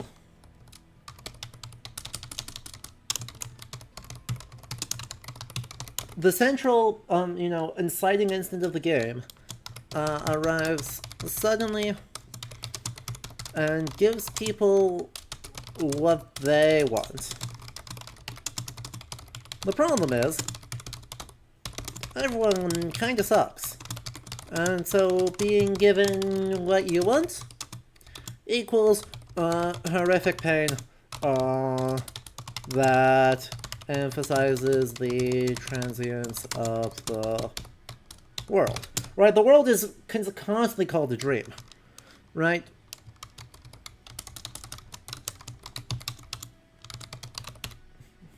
Which is itself interesting. High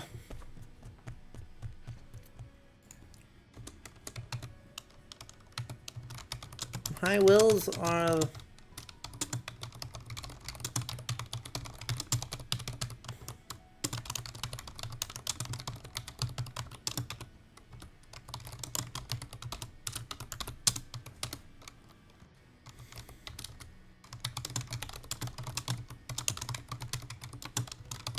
Yeah. So, yeah. That being said, right, translation complaint.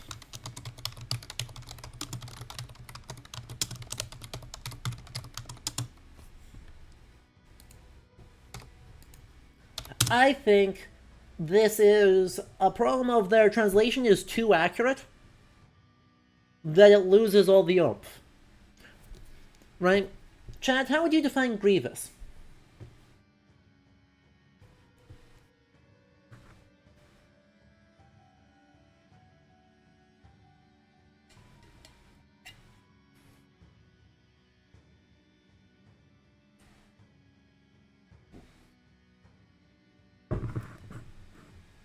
Right? Typically, yeah, like terrible, severe.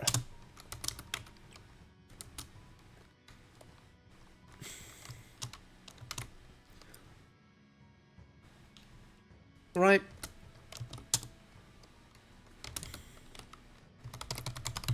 Horrific.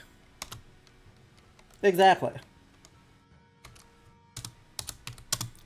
The trick is, right, grief-inducing. Kind of. Right, most people don't actually, I certainly don't at least, specifically link it to the emotion of grief. Right? Grievous, in contemporary English, I think broadly has lost its association with its base word of grief. Right? Spanish dolora.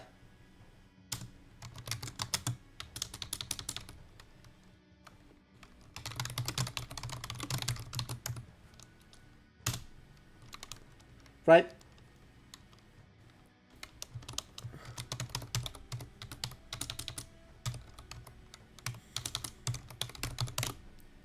Yeah. A little like awesome, right? Awe as in terror. Right? Something that's awesome induces terror.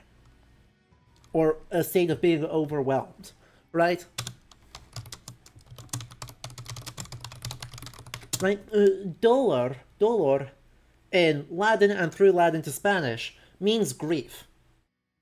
And so the dolorous, right? The dolorous miracle.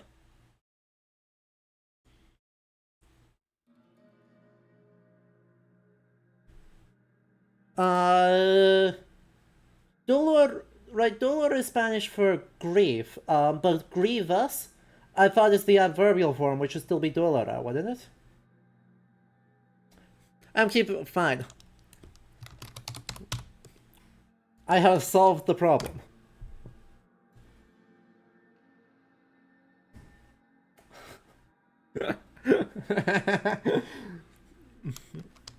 But right, we'll stick to what I know, and what I know is Latin, not Italian or Spanish. Anyway, right, this matters a lot because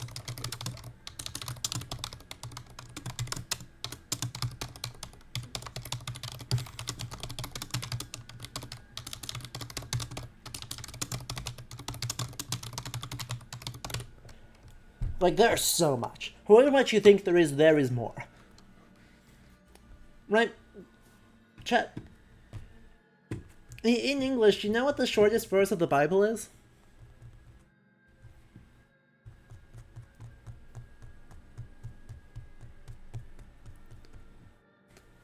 Fun Christianity trivia. Uh-huh. In Gethsemane. Right,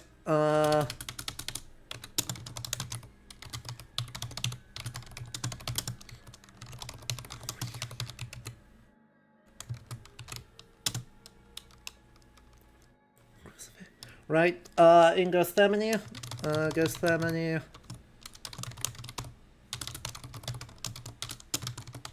wept, let's see, what's the exact, Luke description of the crucifixion.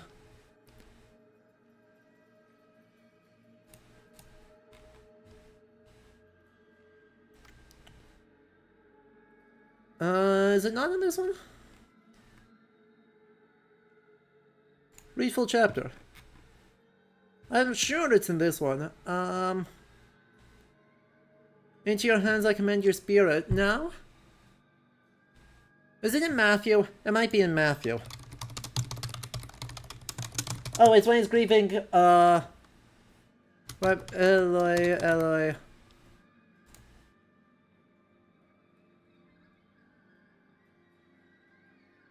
And there it was. Eloi, Eloi, lama sabachthani. Is it John 11:35? No, it's Matthew 27:46. But Jesus wept is in John. You're right. That's Lazarus. But also, Christ breaks down crying in Gethsemane. In Gethsemane. Also, Gospel of Matthew.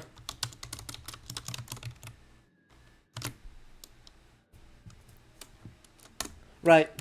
There's tons of these lamentations in the Gospels and earlier materials, right?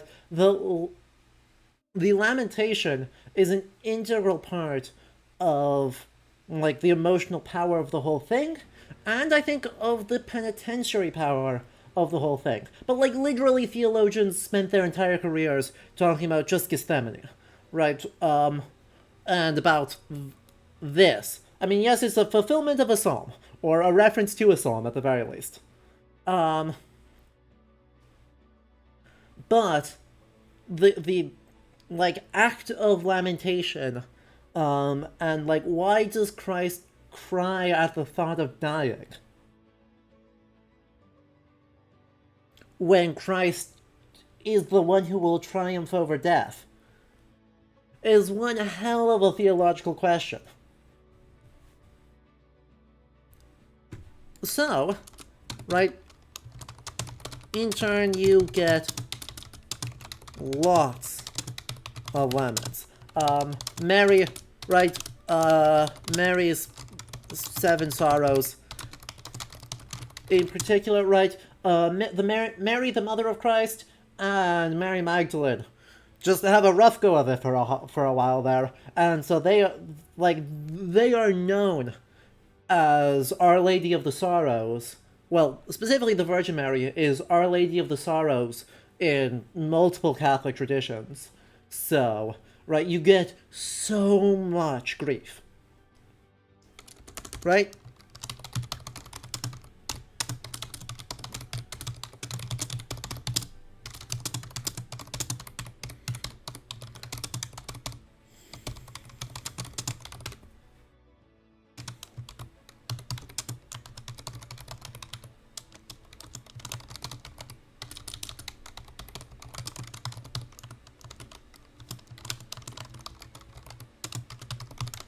Right.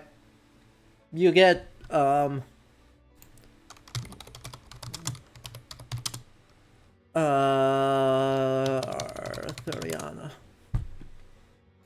Right, in the matter of Britain, you get the Joyous Guard as the what Joyous Guard as Lancelot's home. But it's originally the grief-filled guard, right?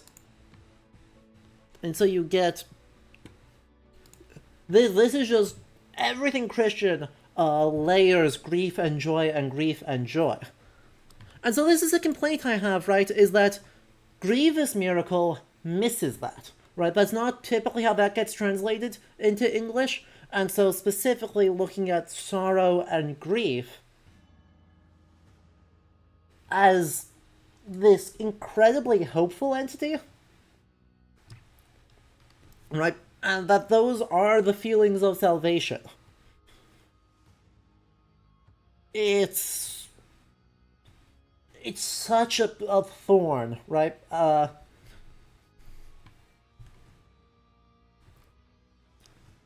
And so I think that's a miss.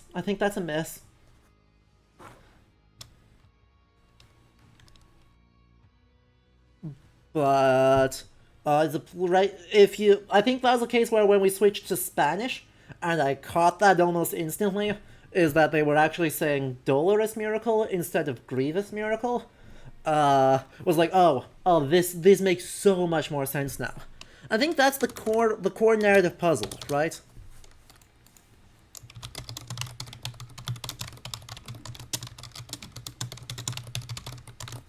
Are we the baddies for doing this? Is the miracle a bad thing? And is our opposition to it bad? And King Udon Noodles, thank you for the party with the raid. Welcome to all of you. Hello, Noodle Raids. We are typing the Google Doc, which is maybe not the most exciting content, but we are wrapping up thoughts on Blasphemous. Since you're all new here, I'm Adam. I'm a professional public historian, and so we're summing up, like, Blasphemous is just a game so full of real-world history that we are summing up some of our thoughts on it. It's also just an incredibly beautiful game, and so, right, we're citing a bunch of the visual influences that we're actually seeing at various moments in the game. Look familiar? So obviously, spoilers lie ahead because we just finished it. But we are talking about a whole lot of good stuff in here. So welcome, and I hope y'all have a good time.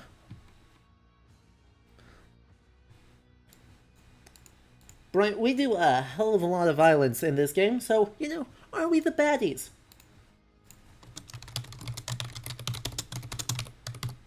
Yeah. By the way, King Udon Noodles, if you just start playing it and you haven't yet, switch the voice to Spanish. Keep English subtitles if you don't know Spanish, but switch the voices to Spanish because there's a ton of mistranslations in the English voices, and the Spanish performance just rules. El penitente instead of the penitent one. It's just better, right? English doesn't have a substantive, right? An adjective that can function as a noun.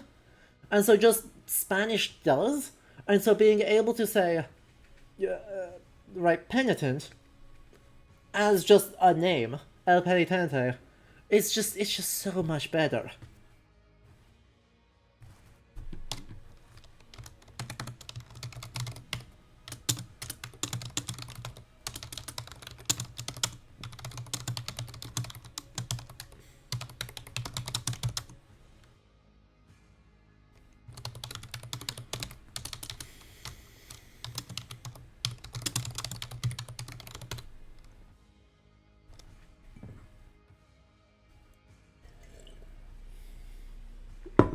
Right, I think it's to some extent though to answer this core narrative question, who's the bad guy? I think there is no bad guy. Right?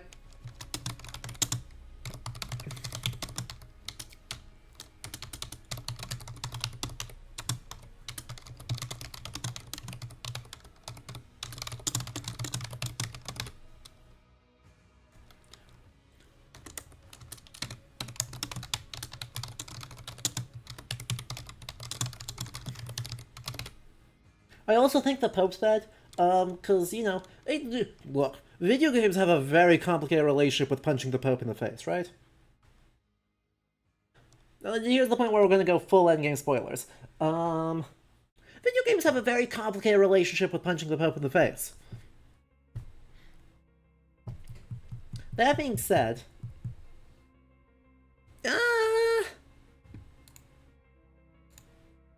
material existence? This side of the dream is bad, right? This side of the dream is fundamentally just ruined.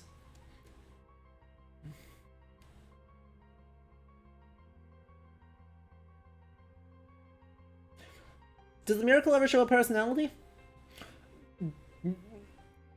Wounds of Eventide. I have a Wounds of Eventide for you.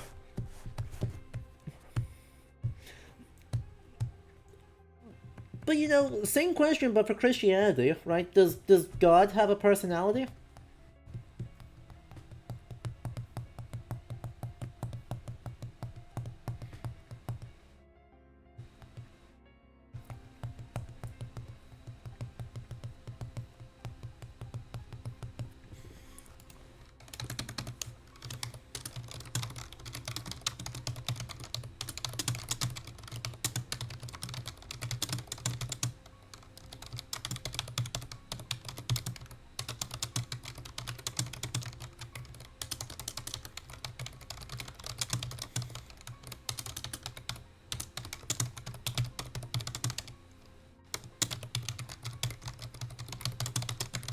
I think the game is generally, actually here unambiguous that the Inquisition and the scattering of the ossuary is wrong.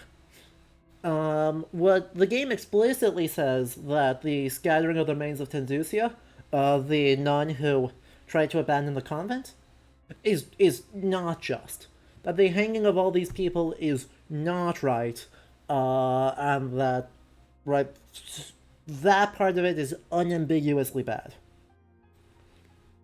Right, that the existence in a state of paranoia, and that the church aggressively obliterates anything that it sees as incorrect following of the ways of the miracle. Yeah, that's a problem. Turns right.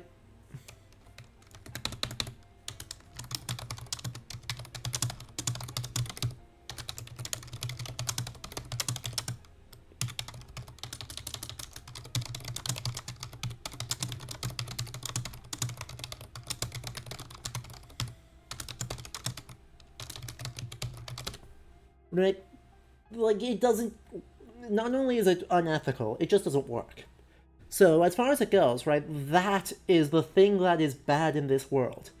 Everything else, right, is the fact that existence is so. Right, the miracle makes visible how horrible existence on this side of the dream is, right? And everything else is just surviving through it to attempt to be allowed to pass on to the other side of the dream. Right?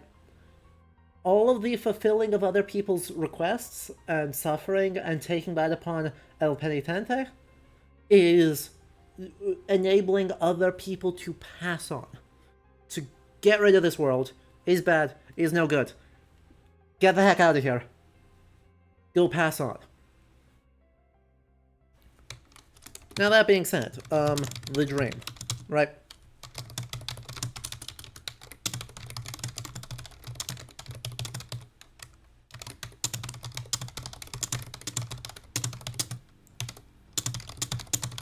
Right, if we help people, they pass on to the other side of the dream. If people help us, they do not. Right, so this explicitly happens with Rosary Ghost. Right, in helping us, in helping El Penitente, the person who gives us new Rosary mysteries explicitly says that her sins have become unforgivable, and that while she does not know where she is going to go, it is not going to be on the other side of the dream. And El Penitente is explicitly not allowed to pass to the other side of the dream. Right, Deo Gracias just straight up says it.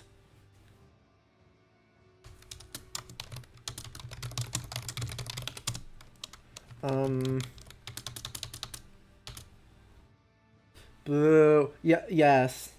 You're correct. Penitent one, El Penitente is the coup de grace for the people that they help. Yes. I don't like that you said that, but yes.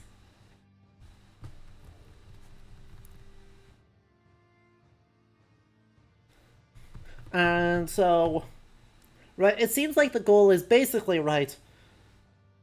That the Penitent One is designed to pull all of the sin of the world into themselves. Make it all so, like ultimately, literally infinite suffering is our lot.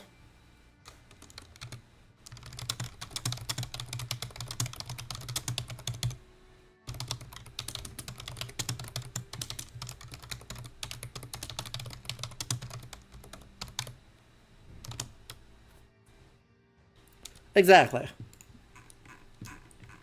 So there's just there's a lot of thorns in here, right? There's so much thorny stuff in here. Now.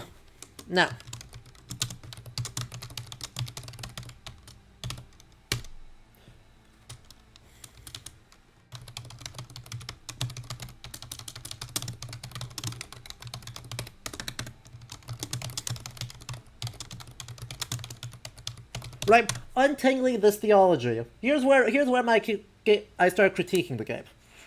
To untangle all of this nonsense, right? All of these theological questions that do not have easy answers, and to actually have enough information to make claims as to what the heck's going on, you have to do some Nintendo Power design.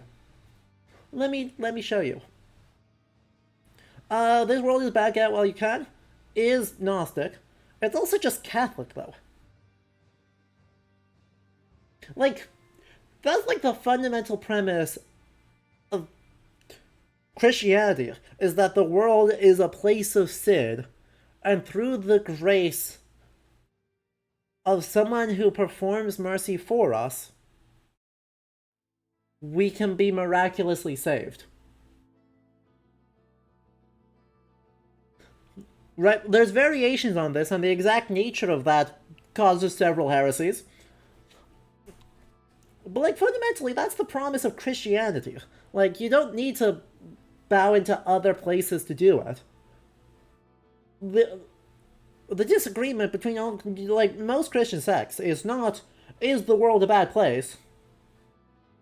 Right? Fundamentally, the world has fallen. The world started in grace and fell from grace and is bad.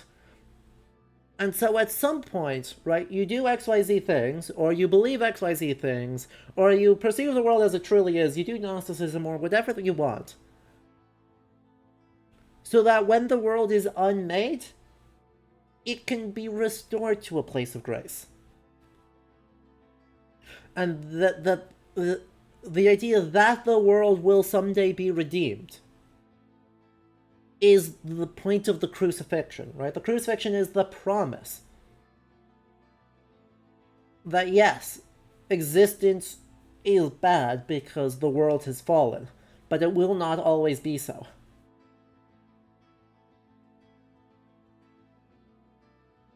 Right? Perhaps the miracle was unleashed for well-intended reasons, but it got out of control very quickly, especially when corrupt and fanatical clergy got involved.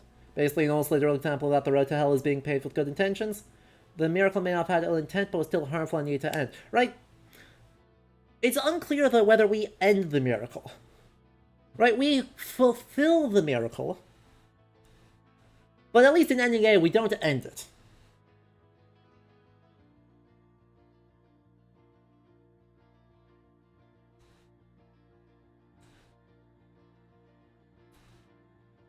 But also, it's unclear what unleashes the miracle in ending A, right? It's unclear whether the miracle is a thing that is unleashed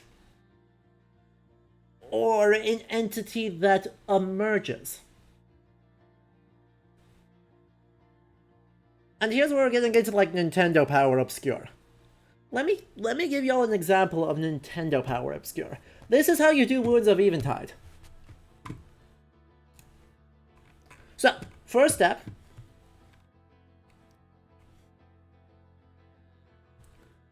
You have to locate Perpetua's grave, which is behind a hidden wall that you have no way to tell is a hidden wall unless you're going around smacking every single wall in this dang place. You have to do that before you reach the Bridge of Three Cavalries, which also means before it is at all possible for you to have the item that tells you that there's something hidden. If you talk to Perpetua, you can then go to the Bridge of Three Cavalries, and Estros won't fight you, and instead will give you an object. Then, you have to backtrack to where you started the game, and cross all the way over to a secret bonus area, where Estros is going to give you another item. Then, you have to make it to the library. And when you make it to the library, let me pull you the whole map here. Right, we've got the map. So let's just acknowledge that. So, right, we got the whole ass map here. We're going to just disable all the things so I can just show you the map. Thank you, thank you. Cool. Don't know why I still have empty battle flasks visible. That one. Go away. So, right, you fight us. You have to go here first. Right? You have to make it to here. Before you beat the first three bosses and make it to here. Once you've been to here, you have to backtrack to here. Once you've done that, you get a key, which you have to take over to here. And then, in fact, you actually have to do another step, which is you have to go, like, open up this spot. Actually, I think it's this one. You have to open up, like, this spot or something. Once you've done that, you then get told where another secret room is, which gives you another item, which then you have to have equipped when you make it all the way up here. And in this room right here, you're going to fight, what's her face? Oh, sorry. No, we're not done yet. Sorry. It gives you just another object, right? You meet the Holy Visage. So you meet the Holy Visage in a secret room over here. Once you do that, you have to go over here and kill the big snake we saw last time. And we have to beat Isadora, who we saw up here, right, in Alvaro, in the catacombs, who we fought today. Once you do both of those, you have to take the Eyes of the Trader back to the Holy Visage. And then you have to go up here, and you have to beat the second to last boss of the game. Right? While having the apodictic heart, you have to beat Chrysanta, who is the person who pulled the sword out of us in the ending cutscene. Once you have beaten Chrysanta, you are not clear to beat the game. You have to go back over here. Chrysanta is then going to give you another item, which you then equipped, and then you go do the final fight. And once you beat Escrivar, there is another thing. And then it unlocks another fight with the High Wills. And you and Chrysanta and Estros all team up, and you're going to do a thing. And then you get the real ending. How is anyone supposed to figure this out in the normal course of gameplay? You're not. You're literally not supposed to figure this out in the normal course of gameplay.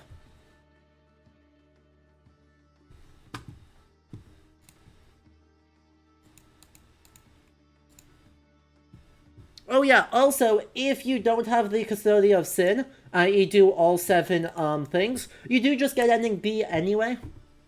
Doing all of this, if you didn't also clear all the 7 combat arenas. Yeah. So then you beat Escrivar, and you climb the Mount of Ashes, then you fight Escrivar Phase 3. And then we meet the High Wills, and then you beat the shit out of them.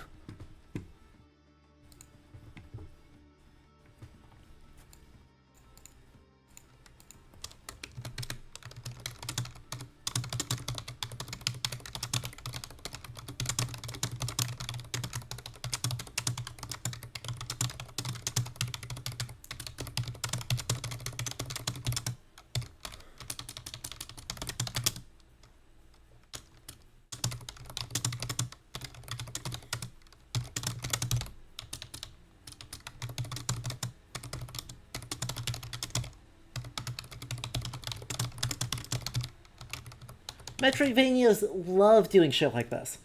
Like, they adore doing stuff like this, where they have unbelievably obscure quests that require you to crisscross the map in extremely unintuitive ways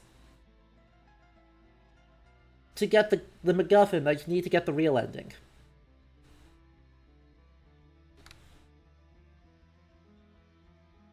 This is Nintendo power design. This is meant for you to look up a walkthrough to do. Because you are never going to do this on your own. I think that's just bad design. Right? I think there are ways to make this good design. Right?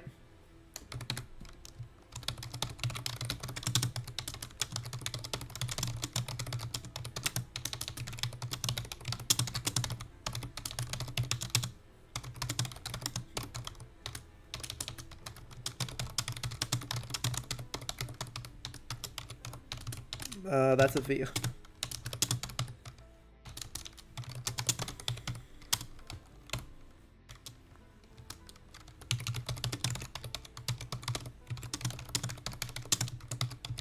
Unfortunately, Wounds of Eventide is the canon ending. It is the ending that Blasphemous 2 assumes you got.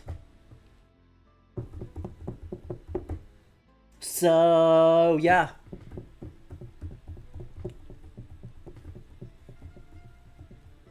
I mean, it is, right? It's equivalent to Radiance, right? It's equivalent to the Dream No More ending of Hollow Knight. It's just that this is more obscure. But yeah, this is the part that kills me. The only real hint, as far as I could find, that Perpetua has a tomb and you are able to meet her and talk to her in a non-violent way occurs after you have already ruined the quest.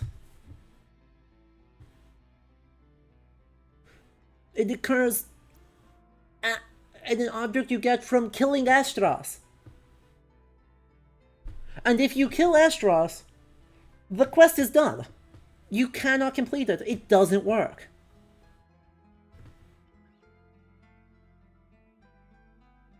You missed the end, yes. We punched God in the face and then we turned into a tree. You are now caught up. Oh yeah, and then we hopped into a Francisco Goya painting. And now I am complaining about the DLC, because I do not think it is my fault that I did not get the true ending. I think that's bullshit quest design. Like, how? If Deus Gracias had appeared after the first time you killed Perpetua in the mountains, and was like, Perpetua is said to be buried somewhere far away, and is able to still commune with her brother. That would at least give you a hint that you should probably start knocking on some walls. That doesn't happen, though. And so you just literally have no way to know if you were not just walking around smacking some walls until it is way too late to do anything about it. So this is meant for a playthrough too. It's meant for a not blind playthrough. It is meant for a walkthrough playthrough. But come on, just don't do Nintendo Power Design, please.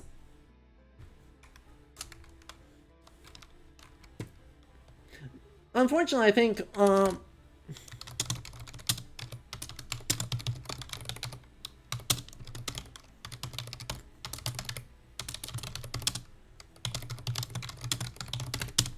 it is Nintendo Power Design. That is...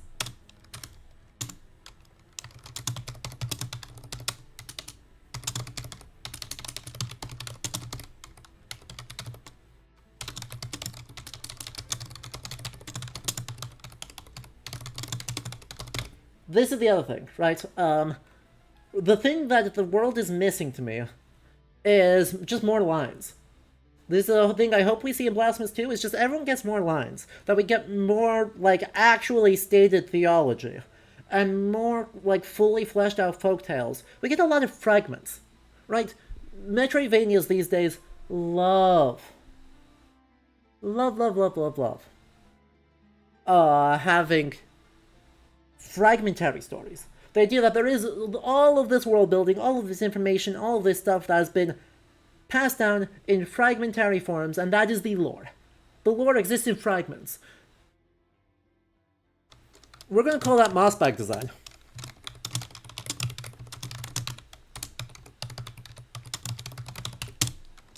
You could also call it Vadividya design. Point is, it's a bad way of telling stories. Right, I think this game avoids the problem that a lot of Metroidvanias have these days, which is that everything interesting in the world already happened. This game avoids that problem because a lot of very interesting stuff happens according to, like, by our actions. But, it's still very much, like, these entities descend upon you, and you stab them a bunch, and then they give you something, and then they die. And we are simply told, twisted are the ways of the miracle, and told to accept that. That makes it very hard to piece together anything coherent, certainly regarding chronology, but even more important, like, anything consistent about what do people believe about the miracle. Because here's the thing.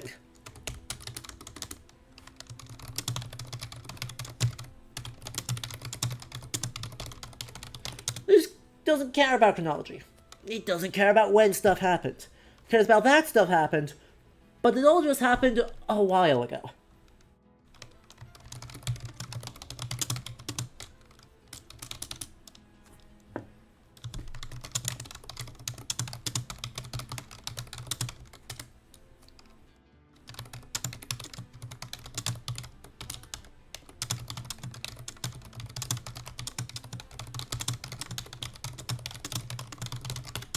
Right? Time before the miracle doesn't exist. Time after the miracle kind of also doesn't exist. It's simply, there was no miracle, and then there was a miracle, and the people were doing stuff once the miracle showed up. Right? That's the extent of time. That's actually a good thing. Because here's the thing. This narrative is a theme piece. This is not a plot. This is a mood. This is a mood examination, and this is a thematic examination of questions of pain and punishment. And so the fact that there's no chronology is good.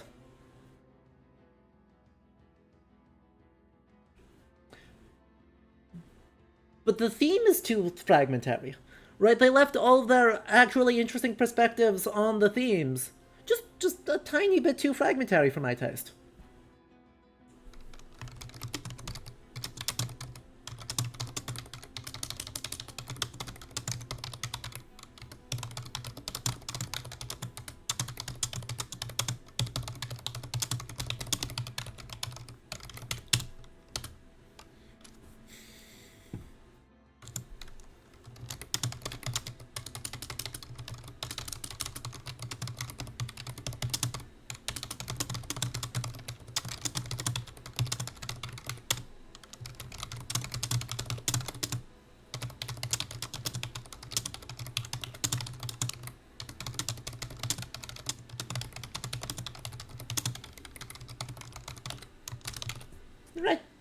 Right. I think that's where we'll leave it. It's a phenomenal mood piece, but the narrative is just a bit too fragmentary for it to start untangling these knots. It does a really good job setting up these knots and having a really interesting idea of this, like, really religiously vibrant world without Christianity, but with all of the, like, thematic concerns thereof, and just really drenching you in those, like, questions and moods. Does a much worse job answering them and giving you a reason to do things, or make you clear whether you exist in opposition to the miracle, to the high wills, to the institution of the church, or none of the above. And all of those are kind of defensible, even though Escrivar really claims that you exist in opposition, right? The clash of its swords. The sword of sin and the sword of forgiveness. But it remains... I think there's defensible space where Escrivar is kind of going through the motions allotted to him, and that he knows that it's all foretold and there's actually not a ton he can do. Anyway, with that, let's turn back to mechanics.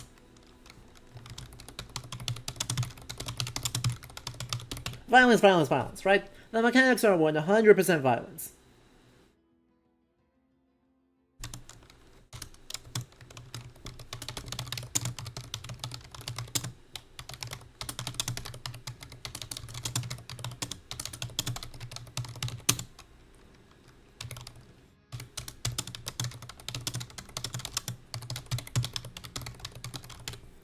I don't necessarily know that I have a lot super duper interesting to say about the mechanics, because they're fine, right? The platforming isn't great. There's a lot of dead zone, I find, in the when you're trying to, like, aim up in particular. But yeah, the mechanics are generally fine.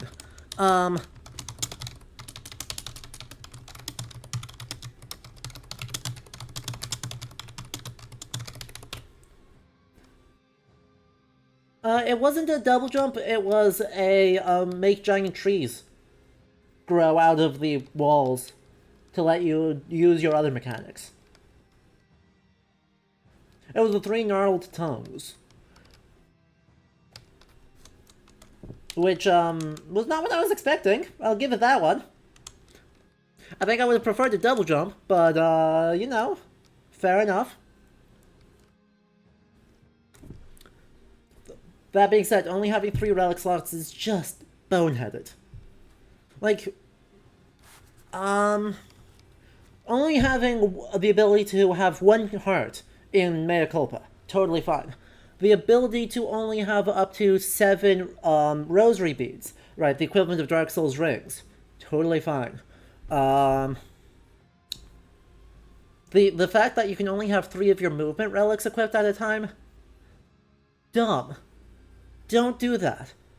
Like, having to switch out my Talk to Corpses relic so I can have my immunity to Poison Clouds relic. Why? Or to have, like, I can either have red platforms or I can fall through bottomless pits, but I can't do both? Why? That's such a dumb design decision. That is one thing where they should just let us have everything as we unlock them. The ability to disable stuff would be fine, but by default, we should just equip everything.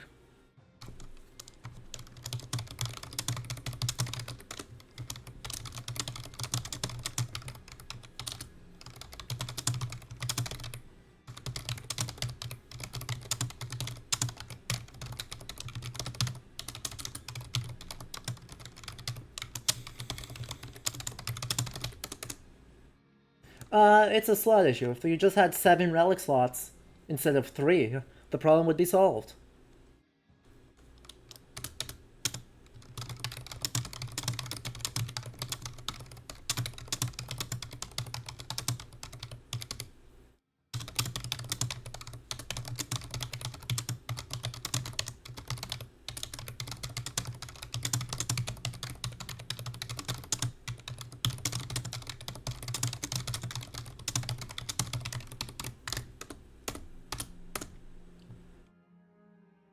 I mean, I don't love the relic design in general. I don't love the relic. I don't love the movement relics in general in this game. But they're fine. It's the fact that we can't equip them all that bugs me. But right, prayers and rosaries and all those things, fantastic. Love them. I love the thematic stuff. I love how powerful they are. I love the fact that you can actually really feel the impact of different setups. All that works great.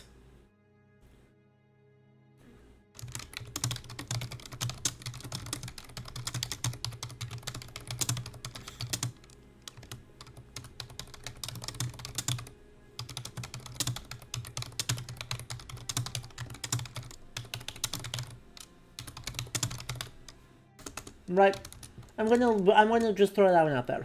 Right, if you stun enemies, which I'm not sure what stuns them, but it happens randomly, you can execute them, and there's different animations for basically every enemy type.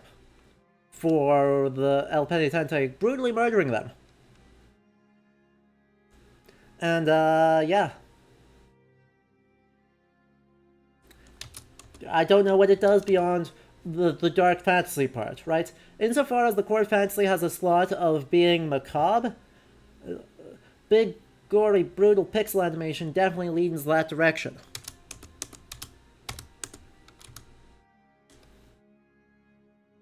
Would you prefer if they gave you health and mana? Yeah, like, I think they do give increased fervor over a regular kill. So they do that a little bit.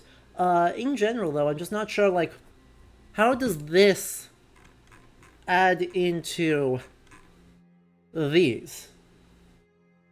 Or the thematic questions that we pulled up here.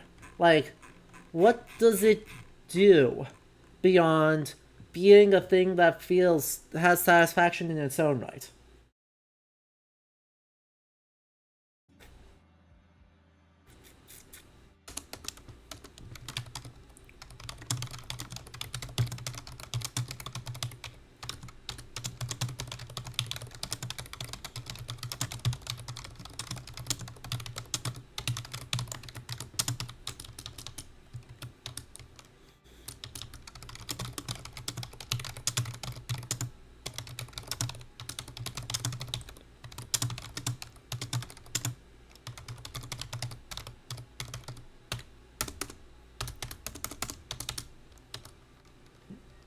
Right.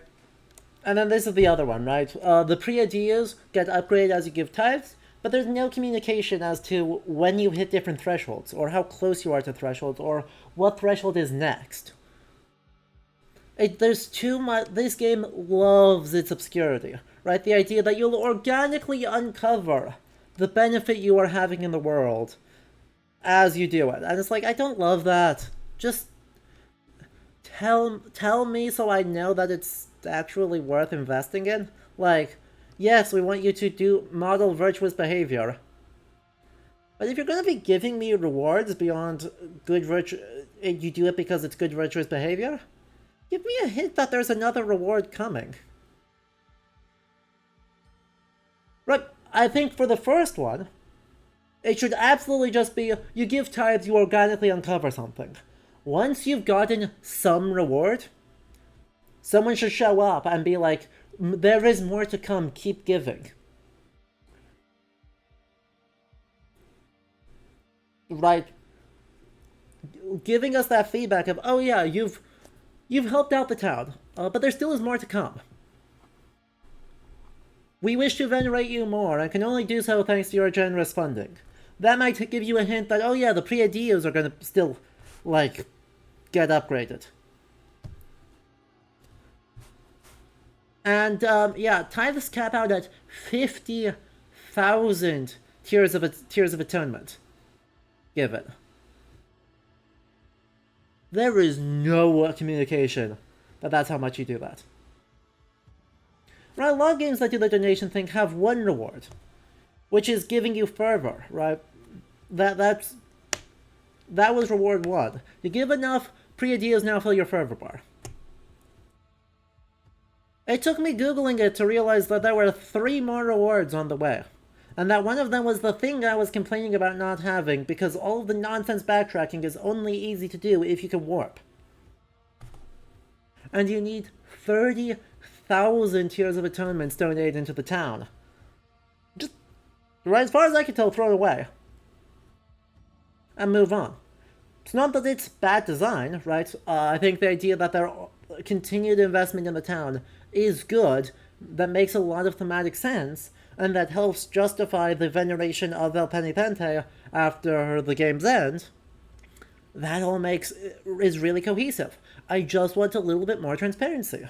And that's ultimately like my complaint about the game, is that it is drenched in mood, but the veil of the aesthetic is so heavy that it's hard to get really good grasps of the narrative and the mechanics, right?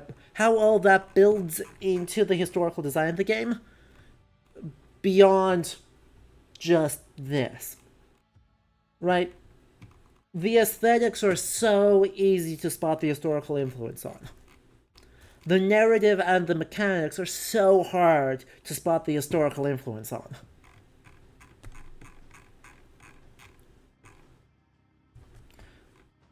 And so now let's roll back up to the top here, right? Is there a critique of these? I think sort of, right?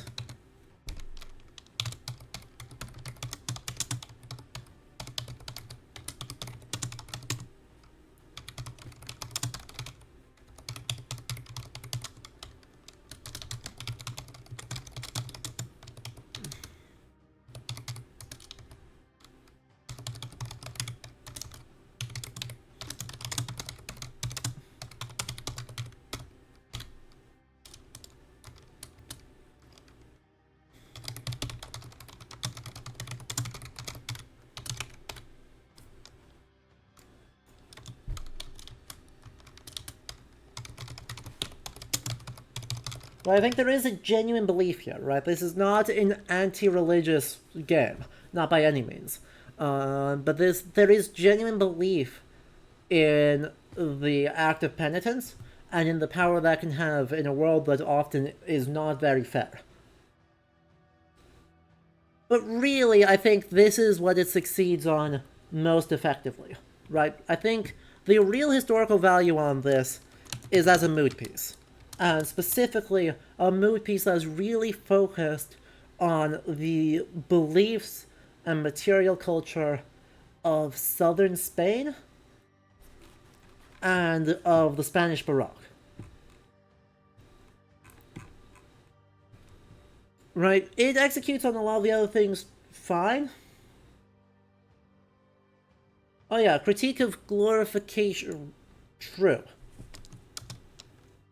Right?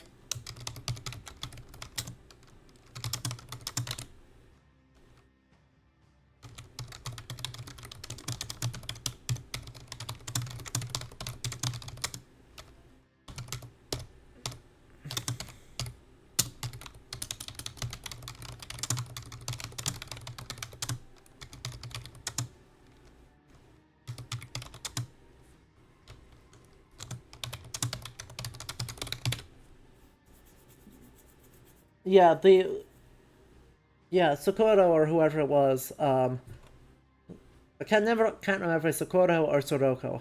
But regardless, right, the one who is like eternally kept alive in torture is like, she's not having a good time.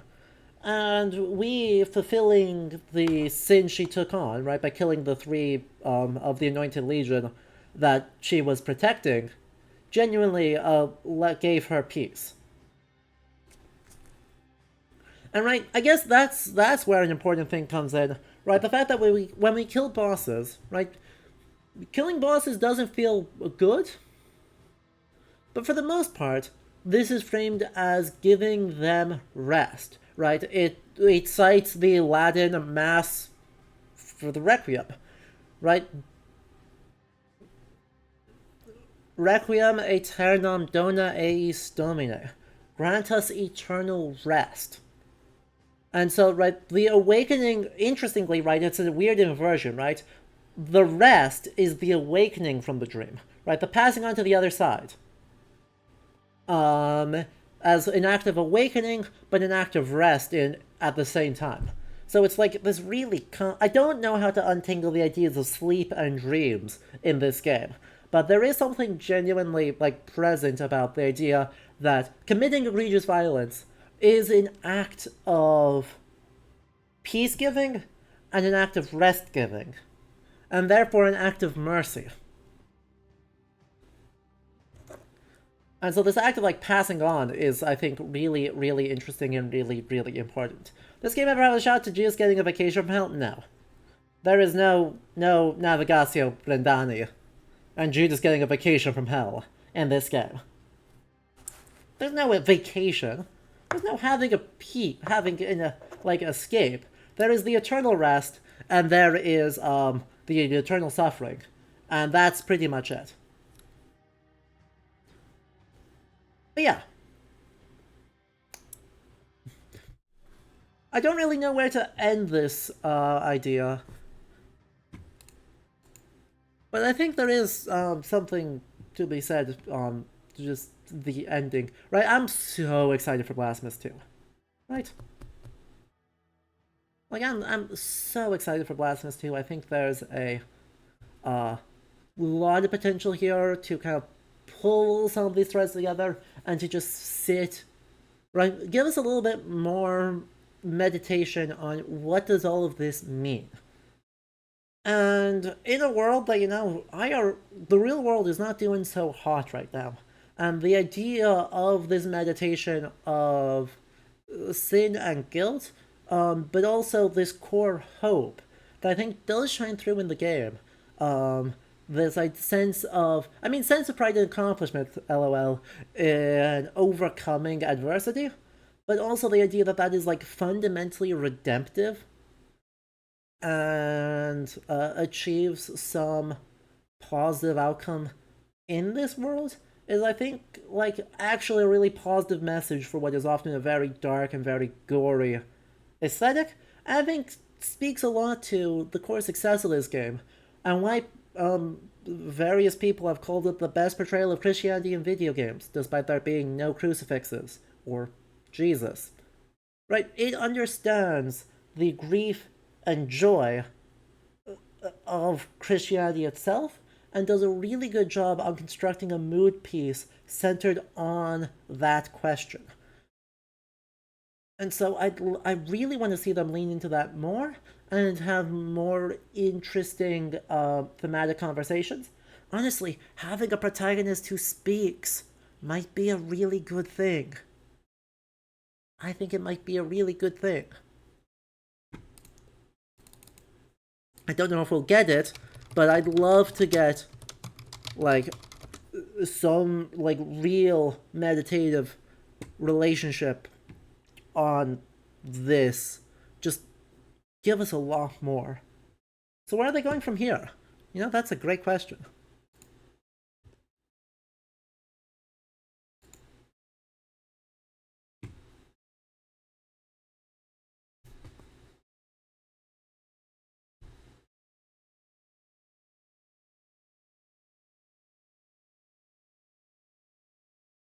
Oh, we back. Let's go. It still is us. So, you know, we're not going to get a speaking protagonist. Is there no sound? I think it's just quiet. The beat of a great heart could be heard emanating from the clouds. Uh-oh. Uh-oh. The miracle is giving birth to a child now. That's terrible news.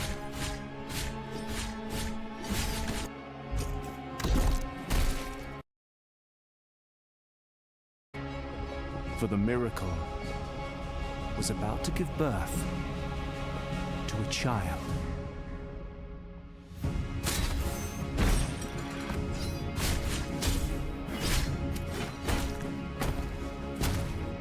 A symbol in which all our faiths, pleas, and hopes We're getting a different united cutscene in style. communion.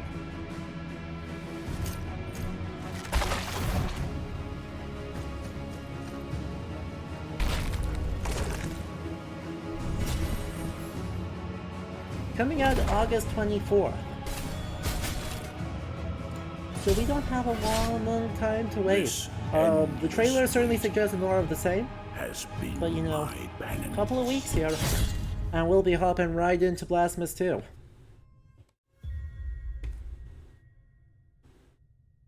Y'all excited? Because I sure am. I think we'll have plenty of time to dig into all of that, Magistressa. I think, right, we're not very far away from the launch of the game. So, we'll see. I think we'll really try and dig in properly. We'll give that game the time it deserves and take a look at all of those potential things. Very here for this? Oh, good. Because, yeah. God, why is this... It's such a good time for games. Because, good lord. Yeah, that's 2 weeks from Thursday. And just think, we still have to fit Total War Pharaoh in here somewhere. Good lord. Alright. Alright. But anyway, that means we are now done with Blasphemous for a whole 2 weeks. So, yeah. If you are excited for Blasphemous 2 and want to see a historian dig into it, make sure you hit that follow button. Because we do a huge variety of historical games, and that means, you know, lots of different topics, lots of different ideas, lots of different time periods. So, if you want to help support that project and that mission, of course, make sure you hit the subscribe button here on Twitch, or head over to patreon.com/LatoHistory. Just stream more. You know, I have less time now. I have even less time now than I have had this summer. So, you know, we've got a big week this week, though. And then after that, we're going to be moving towards weekend streams, because I have a 9 to 5 now. So, we'll find time to stream in there, but we'll also have to find time for other projects. Anyway. Coming up this week, tomorrow, I will see you all again for more Assassin's Creed 4 Black Flag. Because, you know, we're having a good time with that game.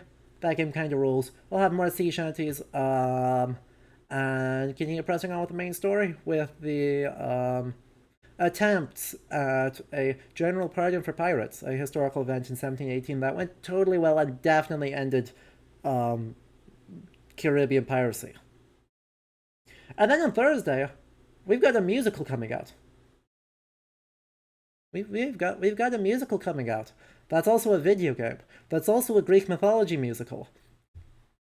So I am happy to say that Red and Blue from Overly Sarcastic Productions will be joining me to just hang out and marvel in the sheer glory that is Stray Gods. It's gonna be a wild time. It is one of the most insane premises I've seen, and I am completely here for it. So, I hope we'll see a whole bunch of you on Thursday for that then. You'll be on the train? Oh, Wolfie. That's alright, we're gonna have at least two, probably more streams of that. So, we'll catch the next one. And yeah, I think that wraps up our stream for today, though. So, once again, thank y'all for being here. Thank y'all for tuning in through the whole playthrough of Blasphemous. And yeah, until next time I see you, whether that's tomorrow, later this week, or when Blasphemous 2 comes out. Thank y'all. I hope y'all have a very good rest of your nights, okay? Ciao.